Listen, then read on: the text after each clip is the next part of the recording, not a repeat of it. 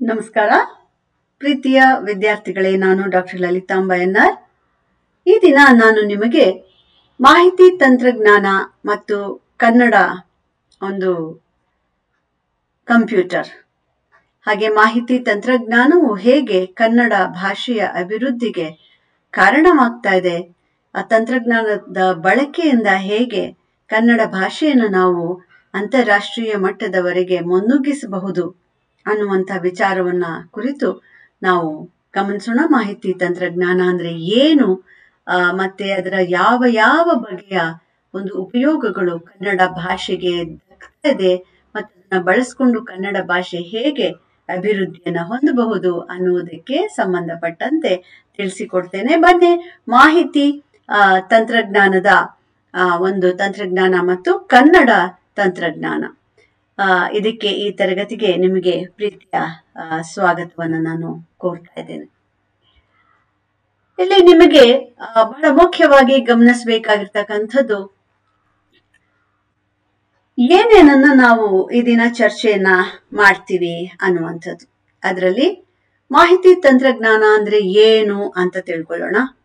ಅದರ ಸ್ವಲ್ಪ ಮಟ್ಟಿಗೆ ಈ ಮಾಹಿತಿ ತಂತ್ರಜ್ಞಾನ ಹೇಗೆ ಬಳಕೆ ಆಯಿತು ಕನ್ನಡದಲ್ಲಿ ಅನ್ನೋದರ ಅದರ ಒಂದು ಚೂರು ಇತಿಹಾಸ ಈಗಾಗಲೇ ಅದನ್ನ ತಿಳಿಸಿಕೊಟ್ಟಿದ್ದೀನಿ.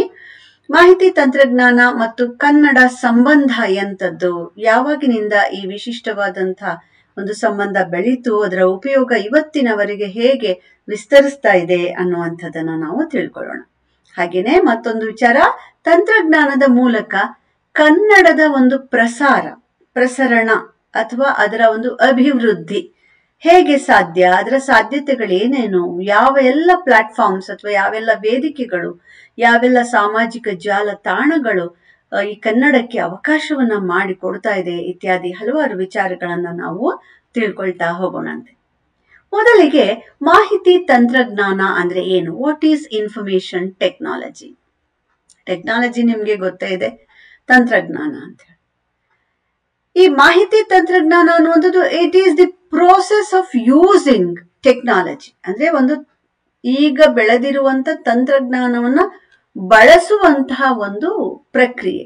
ಯಾವುದಕ್ಕೆ ಬಳಸೋದು ಅಂತಂದಾಗ ನಂಬರ್ 1 ಬಹಳ ಮುಖ್ಯವಾಗಿ ಒಂದು ಮಾಹಿತಿಯನ್ನ ಕಲೆಕ್ಟ್ ಮಾಡ್ಕೊಳ್ಳೋದಿಕ್ಕೆ, ಅಂದ್ರೆ ಸಂಗ್ರಹಣೆ ಮಾಡ್ಕೊಳ್ಳೋದಿಕ್ಕೆ, ಆಮೇಲೆ ಸಂಗ್ರಹಿಸಿದಂತಹ ಮಾಹಿತಿಯನ್ನು ನಮ್ಮ ಅಗತ್ಯಕ್ಕೆ ತಕ್ಕ ಹಾಗೆ ಅದನ್ನ ಸಂಸ್ಕರಿಸೋದಿಕ್ಕೆ, ಹಾಗೆ ಅದನ್ನ ಪ್ರೊಸೆಸಿಂಗ್ ಅಂತ ಕೂಡ ನಾವು ಹೇಳ್ತಾ ಹೋಗ್ತೀವಿ. ಹಾಗೇನೆ ಆಮೇಲೆ ಹಾಗೆ ನಾವು ಸಂಗ್ರಹಿಸಿಕೊಂಡ ಮಾಹಿತಿಯನ್ನ ನಮಗೆ ಬೇಕಾದದ್ದನ್ನ ಪ್ರೊಸೆಸ್ ಮಾಡಿಕೊಂಡು ಅಥವಾ ಅದನ್ನ ಹೇಗೆ ಬೇಕೋ ಹಾಗೆ ಸಂಸ್ಕರಿಸಿಕೊಂಡು ಯಾರಿಗೆ ಬೇಕೋ ಅವರಿಗೆ ಅದನ್ನ ತಲುಪಿಸುವಂಥದ್ದು ಶೇರಿಂಗ್ ಅಂತ ಹೇಳ್ತೀವಿ. ಸೊ ಒಂದು ಸ್ಟೋರ್ ಮಾಡ್ಕೊಳ್ಳೋವಂಥದ್ದು, ಕಲೆಕ್ಟ್ ಮಾಡ್ಕೊಳ್ಳೋದು, ಸೇವ್ ಮಾಡ್ಕೊಳ್ಳೋದು ಅಥವಾ ಸಂಗ್ರಹ ಮಾಡ್ಕೊಳ್ಳೋದು, ಸ್ಟೋರ್ ಮಾಡ್ಕೊಳ್ಳೋದು, ನೆಕ್ಸ್ಟ್ ಅದನ್ನ ಸಂಸ್ಕರಣೆ ಮಾಡ್ಕೊಳ್ಳೋದು, ಹಾಗೇನೆ ಅದನ್ನ ಹಂಚಿಕೊಳ್ಳೋದು. ಈ 4 ಮುಖ್ಯವಾದಂತಹ ಅಂಶ. ಇದೆಲ್ಲವನ್ನ ನಾವು ಮಾಹಿತಿ ಸಂಗ್ರಹಣೆ, ಮಾಹಿತಿ ಸಂರಕ್ಷಣೆ, ಮಾಹಿತಿಯ ಒಂದು ಸಂಸ್ಕರಣೆ ಮತ್ತು ಮಾಹಿತಿಯ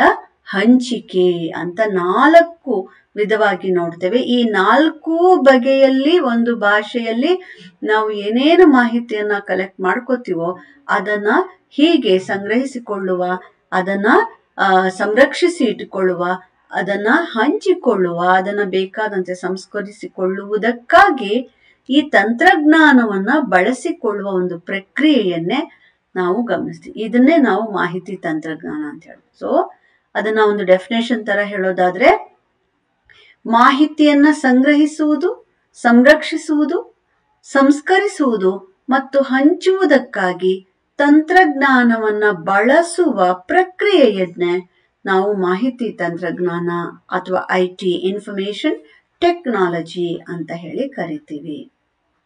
ಹಾಗಾದ್ರೆ ಇದರಲ್ಲಿ ಈ ರೀತಿ ನಮಗೆ ಸಹಾಯಕ್ಕೆ ಬಳಸುವಂತಹ ಈ ಪ್ರಕ್ರಿಯೆಯಲ್ಲಿ ನಮಗೆ ಸಹಾಯ ಮಾಡತಕ್ಕಂಥದ್ದು ಯಾವ್ದಪ್ಪ ಅಂದ್ರೆ, ಇದರಲ್ಲಿ ಕಂಪ್ಯೂಟರ್ ಸಾಫ್ಟ್ವೇರ್ ಅಂತಕ್ಕಂಥದ್ದು ಇರುತ್ತೆ, ಕಂಪ್ಯೂಟರ್ ಹಾರ್ಡ್ವೇರ್ ನಿಮ್ಮ ಕಣ್ಣಿಗೆ ಕಾಣ್ತಕ್ಕಂತಹ ಆ ಮಾನಿಟರ್ ಇತ್ಯಾದಿಗಳೆಲ್ಲವೂ ಕೂಡ, ಹಾಗೇನೆ ಇದರಲ್ಲಿ ಡೇಟಾ ಬೇಸ್ ಅಂತಕ್ಕಂಥದ್ದು ಇರುತ್ತೆ, ನೆಟ್ವರ್ಕ್ಗಳಿರುತ್ತೆ, ಮತ್ತೆ ಇತರೆ ಡಿಜಿಟಲ್ ಸಾಧನಗಳಿರುತ್ತೆ. ಈ ಒಂದೊಂದನ್ನು ಕುರಿತು ನಾವು ಹಲವಾರು ಅಧ್ಯಾಯಗಳಾಗಿ ಅಧ್ಯಯನ ಮಾಡಬಹುದು.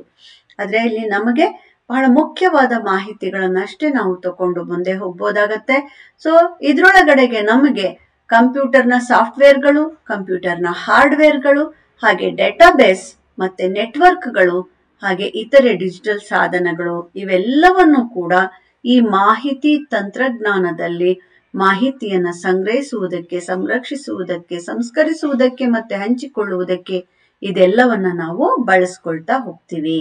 ಈ ಪ್ರಕ್ರಿಯೆ ಬಳಸಿಕೊಳ್ಳುವಂತ ಹೀಗೆ ಅದನ್ನ ನಾವು ಹೇಗ್ ಬೇಕೋ ಹಾಗೆ ಮಾಹಿತಿಯನ್ನ ಶೇಖರಿಸಿಟ್ಕೊಳ್ಳುವಂತ ಈ ಒಂದು ಪ್ರಕ್ರಿಯೆ ಏನಿದೆಯಲ್ಲ, ಈ ಪ್ರೋಸೆಸ್ ಏನಿದೆಯಲ್ಲ, ಇದನ್ನ ನಾವು ಮಾಹಿತಿ ತಂತ್ರಜ್ಞಾನ ಅಂತ ಹೇಳಿ ಕರಿತೀವಿ. ಯಾಕೆ ಈ ಮಾಹಿತಿಯನ್ನ ನಾವು ಸಂಗ್ರಹಿಸ್ಕೋಬೇಕು? ಇದ್ರ ಉಪಯೋಗ ಏನು? ಇದಿಲ್ದೇ ಇದ್ರೆ ಆಗೋದಿಲ್ವಾ ಅನ್ನುವಂತ ಪ್ರಶ್ನೆನ ಅನೇಕರು ಕೇಳೋದುಂಟು. ಈಗ ಮೊದ್ಲೆಲ್ಲ ಜನ ಬದುಕ್ಲಿಲ್ವಾ, ಜನ ಮಾಹಿತಿಯನ್ನ ಪರಸ್ಪರ ಹಂಚ್ಕೊಳ್ಳಿಲ್ವಾ, ಜ್ಞಾನವನ್ನ ಸೃಷ್ಟಿ ಮಾಡ್ಲಿಲ್ವಾ, ಸೃಷ್ಟಿ ಮಾಡಿದ ಜ್ಞಾನವನ್ನ ಹಂಚ್ಕೊಳ್ಳಿಲ್ವಾ ಜಗತ್ತಿನಲ್ಲಿ? ಹಾಗಾದ್ರೆ ಈ ಮಾಹಿತಿ ತಂತ್ರಜ್ಞಾನದಿಂದ ಏನು ವಿಶೇಷವಾದ ಲಾಭ ಆಗಿದೆ, ಉಪಯೋಗ ಆಗಿದೆ ಅನ್ನುವ ಪ್ರಶ್ನೆ ಬಹಳ ಸಹಜವಾದದ್ದು. ಇದನ್ನ ಕೇಳ್ತಾ ಏನ್ ಹೇಳ್ತೀರಾ? ಅವಾಗ ಮಾಹಿತಿ ತಂತ್ರಜ್ಞಾನ ಬರೋದಕ್ಕಿಂತ ಮುಂಚಿನ ಜಗತ್ತಿಗೂ ಮಾಹಿತಿ ತಂತ್ರಜ್ಞಾನ ಅನ್ನುವಂಥದ್ದು ಬಂದ ನಂತರದ ಈ ಒಂದು ಜಗತ್ತು, ಡಿಜಿಟಲ್ ವರ್ಲ್ಡ್ ಅಂತ ನಾವೇನ್ ಹೇಳ್ತೀವಿ, ಈ ಡಿಜಿಟಲ್ ಒಂದು ಜಗತ್ತು ಏನಿದೆಯಲ್ಲ, ಈ ಜಗತ್ತಿನಲ್ಲಿ ಮಾಹಿತಿ ತಂತ್ರಜ್ಞಾನವಿಲ್ಲದೆ ಇವತ್ತೇನೂ ನಡೆಯಲ್ಲ ಅನ್ನುವಷ್ಟು ಮಟ್ಟಿಗಾಗಿದೆ ಅಲ್ವಾ? ಏನಿದ್ರ ಉಪಯೋಗ ಅಂತಂದಾಗ, ಮಾಹಿತಿ ತಂತ್ರಜ್ಞಾನದಲ್ಲಿ ಭೌತಿಕವಾದಂತಹ ಉಪಯೋಗಗಳು ಮತ್ತೆ ಡಿಜಿಟಲ್ ಜಗತ್ತಿನ ನಡುವಿನ ಅಂತರ ಇದನ್ನ ಇದು ಕಡಿಮೆ ಮಾಡ್ತು. ಮೊದಲು ಡಿಜಿಟಲ್ ಜಗತ್ತು ಅನ್ನುವಂಥದ್ದು, ಈ ಮಾಹಿತಿ ತಂತ್ರಜ್ಞಾನ ಹಲವು ರೀತಿಯಲ್ಲಿ ಬಳಕೆ ಆಗ್ತಾ ಇರೋದ್ರಿಂದಾಗಿ ಈ ಭೌತಿಕವಾದ ಜಗತ್ತಿನ ಅನೇಕ ಬಗೆಯ ಮಾಹಿತಿಗಳನ್ನ ನಾವಿವತ್ತು ಅದೆಲ್ಲವನ್ನು ಸಂಸ್ಕರಿಸಿ ನಾವು ಡಿಜಿಟಲ್ ಅಲ್ಲಿ ಇಟ್ಟಿರೋದ್ರಿಂದ ಎಲ್ಲಿಂದ ಎಲ್ಲಿಗೆ ಬೇಕಾದ್ರೂ ಕ್ಷಣಾರ್ಧದಲ್ಲಿ ಯಾವುದೇ ವ್ಯಕ್ತಿ ಯಾವುದೇ ಮಾಹಿತಿಯನ್ನ ಪಡ್ಕೊಳ್ಳೋದಿಕ್ಕೆ ಸಾಧ್ಯ ಆಗುತ್ತೆ. ಹಿಂದೆ ಹೀಗಿತ್ತ? ಯಾವುದೋ ಒಂದು ಮಾಹಿತಿಯನ್ನ, ಒಂದು ಡಾಕ್ಯುಮೆಂಟ್ ಅನ್ನ ನಾವು ಪಡ್ಕೋಬೇಕು ಅಂತಂದ್ರೆ ಅದನ್ನ ಪೋಸ್ಟಲ್ ಅಲ್ಲೋ ಮತ್ತೊಂದಲ್ಲೋ ಇನ್ನೊಂದಲ್ಲೋ ತಗೊಳ್ಳೋ ಹೊತ್ತಿಗೆ ಅದಕ್ಕೆ ಅನೇಕ ಬಗೆಯಲ್ಲಿ ನೀವು ಕ್ವಿಕ್ ಅಂತ ಹೇಳ್ತೀವಲ್ಲ, ಆಪ್ಟ್ ಅಂಡ್ ಕ್ವಿಕ್ ಅಂದ್ರೆ, ನಾನು ಕಂಪ್ಯೂಟರ್ ಅಂದ್ರೆ ಏನು ಅಂದಾಗ ನಿಮ್ಗೆ ಅದನ್ನ ಹೇಳ್ಕೊಟ್ಟಿದ್ದೀನಿ. ಅದು ತ್ವರಿತವಾಗಿ ಮಾಡತ್ತೆ, ಮತ್ತೆ ಹೇಳಿದಷ್ಟೇ ಕೆಲಸವನ್ನ ಮಾಡತ್ತೆ, ಅಷ್ಟೇ ಅಚ್ಚುಕಟ್ಟಾಗಿ ಮಾಡತ್ತೆ. ಹೀಗಾಗಿ ಅದರದ್ದು ಸಮಯವನ್ನ ಉಳಿಸ್ಕೊಳ್ಳುವುದಕ್ಕೆ ನಮ್ಗೆ ಅವಕಾಶ ಆಗತ್ತೆ, ಇತ್ಯಾದಿ ಇತ್ಯಾದಿ ಅನೇಕ ರೀತಿಯಲ್ಲಿ ನಾವು ಹೇಳ್ತಾ ಹೋಗ್ಬೋದು. ಈ ಡಿಜಿಟಲ್ ವರ್ಲ್ಡ್ ಅನ್ನುವಂಥದ್ದು ಏನಿದೆ, ಇದು ಈ ಡಿಜಿಟಲ್ ಜಗತ್ತು ಏನಿದೆ, ಈ ಜಗತ್ತಿಗೂ ಈ ಭೌತಿಕವಾದ ಜಗತ್ತಿಗೂ ನಡುವೆ ಈ ಮಾಹಿತಿ ತಂತ್ರಜ್ಞಾನ ಒಂದು ಅಂತರ ಏನಿತ್ತಲ್ಲ, ಈ ಜ್ಞಾನದ ಇದಕ್ಕೆ, ಮಾಹಿತಿಗೆ ಮತ್ತೆ ಈ ಭೂಮಿಯಲ್ಲಿ ಅದನ್ನ ಪರಸ್ಪರ ಹಂಚಿಕೊಳ್ಳೋದಿಕ್ಕೆ ಇದಕ್ಕೆ ಆಗ್ತಾ ಇದ್ದಂತಹ ಒಂದು ಕಾಲ, ವಿಸ್ತಾರವಾದ ಕಾಲ ಸಮಯ ಬೇಕಾಗ್ತಾ ಇತ್ತು. ಅದಕ್ಕೆ ಅನೇಕ ರೀತಿಯ ಒಂದು ಒದ್ದಾಟಗಳಿರ್ತಾ ಇತ್ತು. ಈಗ ಒಂದು ಲೈಬ್ರರಿ, ಡಿಜಿಟಲ್ ಲೈಬ್ರರಿ ಒಂದಿದೆ ಅಂತಂದ್ರೆ ಬೆರಳ ತುದಿಯಲ್ಲಿ ನಾವು ಆ ಪುಸ್ತಕವನ್ನ ಓದ್ಕೊಳ್ಬಹುದು. ಆದ್ರೆ ಒಂದು ಪುಸ್ತಕವನ್ನ ನೀವು ಹಾರ್ಡ್ ಬುಕ್ ಅನ್ನ ಪಡ್ಕೊಂಡು ಅದನ್ನು ಓದ್ಕೊಳ್ಳೋದು ಅಂದಾಗ ಯೋಚನೆ ಮಾಡಿ. ಹೀಗೆ ನಿಮ್ಗೆ ಇದು ಯಾವ್ಯಾವ ರೀತಿಯಲ್ಲಿ ಆಗತ್ತೆ ಅಂದ್ರೆ ಅಂತರನ್ನ ಕಡಿಮೆ ಮಾಡ್ತು. ಹೇಗೆ ಅಂದ್ರೆ, ಸಂವಹನ ಮಾಡುವುದಕ್ಕೆ, ಶಿಕ್ಷಣ ಕ್ಷೇತ್ರದ ಅಭಿವೃದ್ಧಿಗೆ, ವಾಣಿಜ್ಯ ವ್ಯವಹಾರಗಳನ್ನ ಅತ್ಯಂತ ವಿಸ್ತಾರವಾಗಿ, ವೇಗವಾಗಿ ಮತ್ತು ನಿಖರವಾಗಿ ಹಾಗೂ ಗ್ರಾಹಕನ ಅಗತ್ಯಕ್ಕೆ ತಕ್ಕಂತೆ ಆ ವಾಣಿಜ್ಯ ವ್ಯವಹಾರಗಳನ್ನ ನಡೆಸುವುದಕ್ಕೆ ಡಿಜಿಟಲ್ ಮಾರ್ಕೆಟಿಂಗ್ ಅಂತ ನಾವಿವತ್ತೇನು ಹೇಳ್ತೀವಿ, ವಾಣಿಜ್ಯ ವಹಿವಾಟಿಗೆ. ಮತ್ತೆ ಸಾಂಸ್ಕೃತಿಕ ಕ್ಷೇತ್ರ ಕೂಡ, ಬರೀ ಇದು ಕಾಮರ್ಸ್ ಅಂಡ್ ಮ್ಯಾನೇಜ್ಮೆಂಟ್ ಅಥವಾ ಈ ಒಂದು ಯಾವುದನ್ನ ನಾವು ಜಗತ್ತಿನ ಬಹು ವಾಣಿಜ್ಯದ ಒಂದು ಬಿಸ್ನೆಸ್ ಎಕ್ಸ್ಟೆನ್ಷನ್ ಅಂತ ಅಲ್ಲ, ಇದು ಶಿಕ್ಷಣ, ಬಹಳ ಮುಖ್ಯವಾಗಿ ಶಿಕ್ಷಣ ಕ್ಷೇತ್ರದಲ್ಲಿ ಅದು ತಂದಿರುವ ಒಂದು ಕ್ರಾಂತಿ, ಸಂವಹನ ಕ್ಷೇತ್ರದಲ್ಲಿ ತಂದಿರುವ ಕ್ರಾಂತಿ. ಯೋಚನೆ ಮಾಡಿ ಮಕ್ಕಳೇ, ಒಂದು ಕಾಲಕ್ಕೆ ಒಂದು ವಿಷಯವನ್ನ ಮತ್ತೊಬ್ಬರಿಗೆ ತಲುಪಿಸ್ಬೇಕಾದ್ರೆ ಅನೇಕ ದಿನಗಳು ನಾವು ಪತ್ರಗಳನ್ನ ಬರೆದು ಕಾಯ್ಬೇಕಾಗ್ತಿತ್ತು. ಎಷ್ಟೇ ಅರ್ಜೆಂಟ್ ಇದ್ರು ಟೆಲಿಗ್ರಾಮ್ ಅಂತ ಕೊಟ್ಟಾಗ್ಲೂ ಕೂಡ ಟೆಲಿಗ್ರಾಮ್, ಒನ್ ಲೈನ್ ಟೆಲಿಗ್ರಾಮು ಕೂಡ ಒಂದು ದಿನದಲ್ಲಿ ತಲುಪ್ತಾ ಇದ್ದಂತಹ ಕಾಲ. ಜೊತೆಗೆ ಎಲ್ಲೋ ಒಂದು ಇಡೀ ಊರಿಗೆ ಒಂದು ಪಂಚಾಯತಿ ಹಾಲಲ್ಲೋ ಅಥವಾ ಊರಿನ ಗ್ರಾಮ ಲೆಕ್ಕಿಗರ ಕಚೇರಿಯಲ್ಲೋ ಒಂದು ಟೆಲಿಫೋನ್ ಇದ್ದಂತಹ ಕಾಲ ಇತ್ತು, ಇಡೀ ಊರಿಗೆ ಆ ಥರದಲ್ಲಿ. ಆದ್ರೆ ಇವತ್ತು ವಿತ್ತಿನ್ ಕಣ್ಣು ಮಿಟುಕಿಸಿ ತೆಗೆಯುವುದರ ಒಳಗಡೆಗೆ ಮಾಹಿತಿ ಎನ್ನುವುದು ತಮಗೆ ಬೇಕಾದವರಿಗೆ ತಲುಪಿಸುವುದಕ್ಕೆ ಇವತ್ತು ನಮ್ಮ ಕೈನಲ್ಲಿ ಮೊಬೈಲ್ಗಳಿವೆ. ಅದರಲ್ಲಿ ಆ ತಂತ್ರಜ್ಞಾನದಲ್ಲಿ ಆ ಆ್ಯಪ್ಗಳು ನಿಮಿಷಾರ್ಧದಲ್ಲಿ ನಮ್ಮ ನೇರ ಧ್ವನಿಯಲ್ಲೇ ಮತ್ತೊಬ್ಬರಿಗೆ ಎಲ್ಲೋ ಇರುವಂಥದ್ದ ಮೊಮ್ಮಗನಿಗೆ ಇನ್ನೆಲ್ಲೋ ಇರಬಹುದಾದಂಥ ಅಜ್ಜಿ ತೊಟ್ಟಿಲಲ್ಲಿ ಮಲಗಿರೋ ಮಗುವನ್ನ ನೋಡ್ತಾ ಲಾಲಿ ಹಾಡೋಕ್ಕೆ ಸಾಧ್ಯ ಆಗ್ತಾ ಇದೆ. ಯೋಚನೆ ಮಾಡಿ ಹೇಗಿರ್ಬೋದು ಈ ಸಂವಹನ ಅನ್ನುವುದರಲ್ಲಿ ಅದು ಪಡೆದುಕೊಂಡಿರುವ ಒಂದು ಅಪೂರ್ವವಾದಂತಹ ಒಂದು ವೈಶಿಷ್ಟ್ಯಪೂರ್ಣವಾದಂತಹ ಪಲ್ಲಟ, ಎಂಥ ಒಂದು ಸಂಚಲನವನ್ನು ಅದು ಉಂಟು ಮಾಡಿದೆ. ಇವತ್ತು ಶಿಕ್ಷಣ ಕ್ಷೇತ್ರ ಏನಾಗಿದೆ, ಇವತ್ತು ನಾನು ನಿಮಗೆ ತರಗತಿಯನ್ನ ಮಾಡಕ್ಕೆ ಆಗ್ತಾ ಇಲ್ಲ, ನೀವು ನನ್ನ ತರಗತಿಗೆ ಬರಕ್ ಆಗ್ತಾ ಇಲ್ಲ ಅಂದ್ರೆ ನಾನು ಇಲ್ಲಿ ನಿಮಗೆ ಆನ್ಲೈನ್ ಕ್ಲಾಸನ್ನ ಮಾಡ್ತಾ ಇದ್ದೀನಿ, ಡಿಜಿಟಲ್ ತರಗತಿಗಳನ್ನ ಮಾಡ್ತಾ ಇದ್ದೀನಿ. ನನ್ನ ಮಾಡಿದ ತರಗತಿಗಳನ್ನ ಅಕಸ್ಮಾತ್ ಆಗಿ ಈಗ ಕೇಳೋಕ್ಕಾಗಿಲ್ಲ ಅಂದ್ರೆ ಅದನ್ನ ರೆಕಾರ್ಡ್ ಮಾಡಿ ಅದನ್ನ ವಿಡಿಯೋ ಮಾಡ್ಕೊಂಡು ಈ ತರಗತಿ ಅನ್ನೋದು ನಾಳೆಗೆ ನಿಮ್ಗೆ ಸಿಗ್ಬಹುದಾಗತ್ತೆ, ಅಥವಾ ತರಗತಿ ಮುಗಿದ ಕೂಡಲೇ ಅದು ನಿಮಗೆ ಅದರ ಒಂದು ತರಗತಿಯ ಒಂದು ರೆಕಾರ್ಡಿಂಗ್ ಸಿಗೋಕ್ ಸಾಧ್ಯ ಇದೆ. ಎಲ್ಲಿಂದ ಎಲ್ಲಿಗೆ ಎಂತೆಂಥ ಬದಲಾವಣೆಗಳನ್ನ ಶಿಕ್ಷಣ ಕ್ಷೇತ್ರದಲ್ಲಿ ಇದು ತಂದಿದೆ. ಆನ್ಲೈನ್ ಕ್ಲಾಸಸ್ ಇರ್ಬೋದು, ದೂರ ಶಿಕ್ಷಣ ಅಂತ ಏನಿತ್ತು ಇದು ಇವತ್ತು ನಿಮಗೆ ಅಂಥವುಗಳು ಡಿಜಿಟಲ್ ಇದ್ರೊಳಗಡೆಗೆ ಮೂಕ್ ತರಗತಿಗಳು, ಏನೆಲ್ಲ ಅದ್ಭುತವಾದಂತಹ ಒಂದು ಬದಲಾವಣೆಗಳು ಆಗಿವೆ. ಹೀಗೆ ಶಿಕ್ಷಣ, ವಾಣಿಜ್ಯ ಮತ್ತು ಸಾಂಸ್ಕೃತಿಕ ಕ್ಷೇತ್ರ ಅಂತ ನಾನು ಆಗ್ಲೇ ಹೇಳಿದೆ. ಸಾಂಸ್ಕೃತಿಕ ಕ್ಷೇತ್ರ ಅಂತಂದಾಗ ಅದು ನೃತ್ಯ ಇರ್ಬೋದು, ಕಲೆ ಇರ್ಬೋದು, ಸಿನಿಮಾ. ಇವತ್ತು ನಿಮ್ಗೆ ಒಂದು ಕಾಲಕ್ಕೆ ಒಂದು ಸಿನಿಮಾವನ್ನ ನೋಡ್ಬೇಕಂದ್ರೆ ಎಷ್ಟೋ ದೂರಗಳಿಂದ ಜನ ಇಲ್ಲಿ ಸಿನಿಮಾ ಮಂದಿರಗಳಿಗೆ ಬರ್ಬೇಕಾಗ್ತಿತ್ತು, ಎಲ್ಲೋ ಟೆಂಟ್ಗಳಿಗೆ, ಸಿನಿಮಾ ಮಂದಿರಗಳಿಗೆ ಹೋಗ್ಬೇಕು. ಇವತ್ತು ನಿಮ್ಮ ಬೆರಳ ತುದಿಗೆ ನೂರಾರು ಭಾಷೆಯ ನೂರಾರು ಸಿನಿಮಾಗಳು ನಿಮ್ಗೆ ಇವತ್ತು ನಿಮ್ಮ ಮೊಬೈಲ್ಗಳಲ್ಲಿ ಸಿಗ್ತಾ ಇದೆ. ನೆಟ್ಫ್ಲಿಕ್ಸ್ ಇತ್ಯಾದಿಗಳೆಲ್ಲ ಬಂದಿದ್ದಾವೆ. ಸಿನಿಮಾಗಳು ಮಂದಿರಗಳಲ್ಲಿ, ಚಿತ್ರಮಂದಿರದಲ್ಲಿ ರಿಲೀಸ್ ಆಗ್ತಾ ಇಲ್ಲ ಇವತ್ತು ಎಷ್ಟೋ ಚಿತ್ರಮಂದಿರಗಳು, ಅಥವಾ ವೆಬ್ ಸೀರೀಸ್ಗಳು, ವೆಬ್ಸೈಟ್ನಲ್ಲಿ ವೆಬ್ ಸೀರೀಸ್ಗಳು, ನಿಮಗೆ ಧಾರಾವಾಹಿಗಳು, ಇತ್ಯಾವೆಲ್ಲ ನ್ಯೂಸು ಏನಿಲ್ಲ. ಅದು ನೃತ್ಯ ಕಾರ್ಯಕ್ರಮ ಇರ್ಬೋದು, ಇನ್ನೊಂದು ಆನ್ಲೈನ್ ನಲ್ಲಿ ನಿಮ್ಗೆ ದೊರಕೋಕೆ ಸಾಧ್ಯ ಇದೆ. ಹೀಗೆ ಸಾಂಸ್ಕೃತಿಕ ಕ್ಷೇತ್ರದಲ್ಲಿಯೂ ಕೂಡ ಇವೆಲ್ಲವೂ ಉಪಯೋಗ ಏನಿದೆ ಇದು ಈ ತಂತ್ರಜ್ಞಾನದ, ಮಾಹಿತಿ ತಂತ್ರಜ್ಞಾನದ ಯುಗದಲ್ಲಿ ಮಾತ್ರ ಸಾಧ್ಯವಾಗಿರುವ ಅಪೂರ್ವವಾದಂತಹ ಒಂದು ಕ್ರಾಂತಿ ಅಂತ ಹೇಳಿ ನಾವು ಹೇಳ್ಬೋದಾಗತ್ತೆ. ಇದು ಹೀಗಾಗಿ ಇದರ ಒಂದು ಭೌತಿಕ ಜಗತ್ತಿನ ಎಲ್ಲವನ್ನ ಇವತ್ತು ನಾವು ತಂತ್ರಜ್ಞಾನದ ಲೋಕದಿಂದ ಮತ್ತೆ ಅದನ್ನ ಪಡ್ಕೊಳ್ಳುವ, ಉಳಿಸುವ, ಸಂಗ್ರಹಿಸುವ, ಹಂಚಿಕೊಳ್ಳುವ ಅಪೂರ್ವವಾದ ಕಾರ್ಯವನ್ನು ಮಾಡೋಕ್ಕೆ ಈ ನಮಗೆ IT ಅಂತ ನಾವೇನ್ ಹೇಳ್ತೀವಿ, ಮಾಹಿತಿ ತಂತ್ರಜ್ಞಾನ, ಇನ್ಫಾರ್ಮೇಶನ್ ಟೆಕ್ನಾಲಜಿ ಸಹಾಯವನ್ನು ಮಾಡ್ತೀವಿ. ಸೊ ಈ ಮಾಹಿತಿ ತಂತ್ರಜ್ಞಾನದ ಆ ಒಂದು ವಿಚಾರವಾಗಿ ನಾವು ನೋಡೋದಾದ್ರೆ ಕನ್ನಡಕ್ಕೆ ಇದರ ಸಂಬಂಧ ಏನು? ಮಾಹಿತಿ ತಂತ್ರಜ್ಞಾನ ಮತ್ತು ಕನ್ನಡ ಭಾಷೆ, ಬರೀ ಕನ್ನಡ ಅಂತಲ್ಲ, ಇಡೀ ಜಗತ್ತಿನಲ್ಲಿ ಇದು ಕೇವಲ ಇಂಗ್ಲಿಷ್ ಭಾಷೆಯಲ್ಲಿ ಮಾತ್ರ ಅಲ್ಲ, ಜಗತ್ತಿನ ನೂರಾರು ಸಾವಿರಾರು ಭಾಷೆಗಳಿಗೆ ಅನೇಕ ಈ ಲಿಪಿಗಳಿರ್ತಕ್ಕಂತಹ ಭಾಷೆಗಳು, ಇವುಗಳೆಲ್ಲದರಲ್ಲಿ ನಾವು ನೋಡ್ತಾ ಹೋಗ್ತೀವಿ. ಲಿಪಿಗಳಿರುವ ಭಾಷೆ, ಲಿಪಿಗಳಿಲ್ಲದ ಭಾಷೆ, ಹೀಗೆ ಅನೇಕ ಭಾಷೆ, ಮುಂದುವರಿದ ಭಾಷೆಗಳು, ಅಪೂರ್ವವಾದ ವೈಜ್ಞಾನಿಕವಾಗಿ ಸಿದ್ಧಗೊಂಡಿರುವ ಭಾಷೆಗಳು, ಸಾಹಿತ್ಯ ಸಮೃದ್ಧವಾಗಿರುವ ಭಾಷೆಗಳು, ಅದ್ಯಾವುದು ಇಲ್ಲದೇ ಇರುವ ಭಾಷೆಗಳು, ಹೀಗಿದೆ. ಈ ಮಾಹಿತಿ ತಂತ್ರಜ್ಞಾನ ಅನೇಕ ಮುಂದುವರಿದಂತಹ ವೈಜ್ಞಾನಿಕವಾಗಿ ಅಭಿವೃದ್ಧಿಗೊಂಡಿರ್ತಕ್ಕಂತಹ ಅನೇಕ ಭಾಷೆಗಳಿಗೆ ಇವತ್ತು ಮಾಹಿತಿ ತಂತ್ರಜ್ಞಾನ ತನ್ನ ಸಂಬಂಧವನ್ನ ಪಡ್ಕೊಂಡು ಅದಕ್ಕೆ ಅನೇಕ ಸವಲತ್ತುಗಳನ್ನ, ಅದರ ಅಭಿವೃದ್ಧಿಗೆ ಅನೇಕ ಬಗೆಯ ಸಾಧನ ಸಲಕರಣೆಗಳನ್ನ ಮಾಹಿತಿ ತಂತ್ರಜ್ಞಾನ ಕೊಟ್ಟಿದೆ. ಕನ್ನಡಕ್ಕೆ ಸಂಬಂಧಪಟ್ಟ ಹಾಗೆ ಮಾತಾಡೋದ್ರಲ್ಲಿ ಕನ್ನಡದಲ್ಲಿ ಮಾಹಿತಿ ತಂತ್ರಜ್ಞಾನದ ಬಳಕೆ ಇತ್ತೀಚಿನ ವರ್ಷಗಳಲ್ಲಿ ವಿಸ್ತಾರಗೊಂಡಿದ್ದನ್ನ ನಾವು ಗಮನಿಸ್ತಾ ಹೋಗ್ತೀವಿ.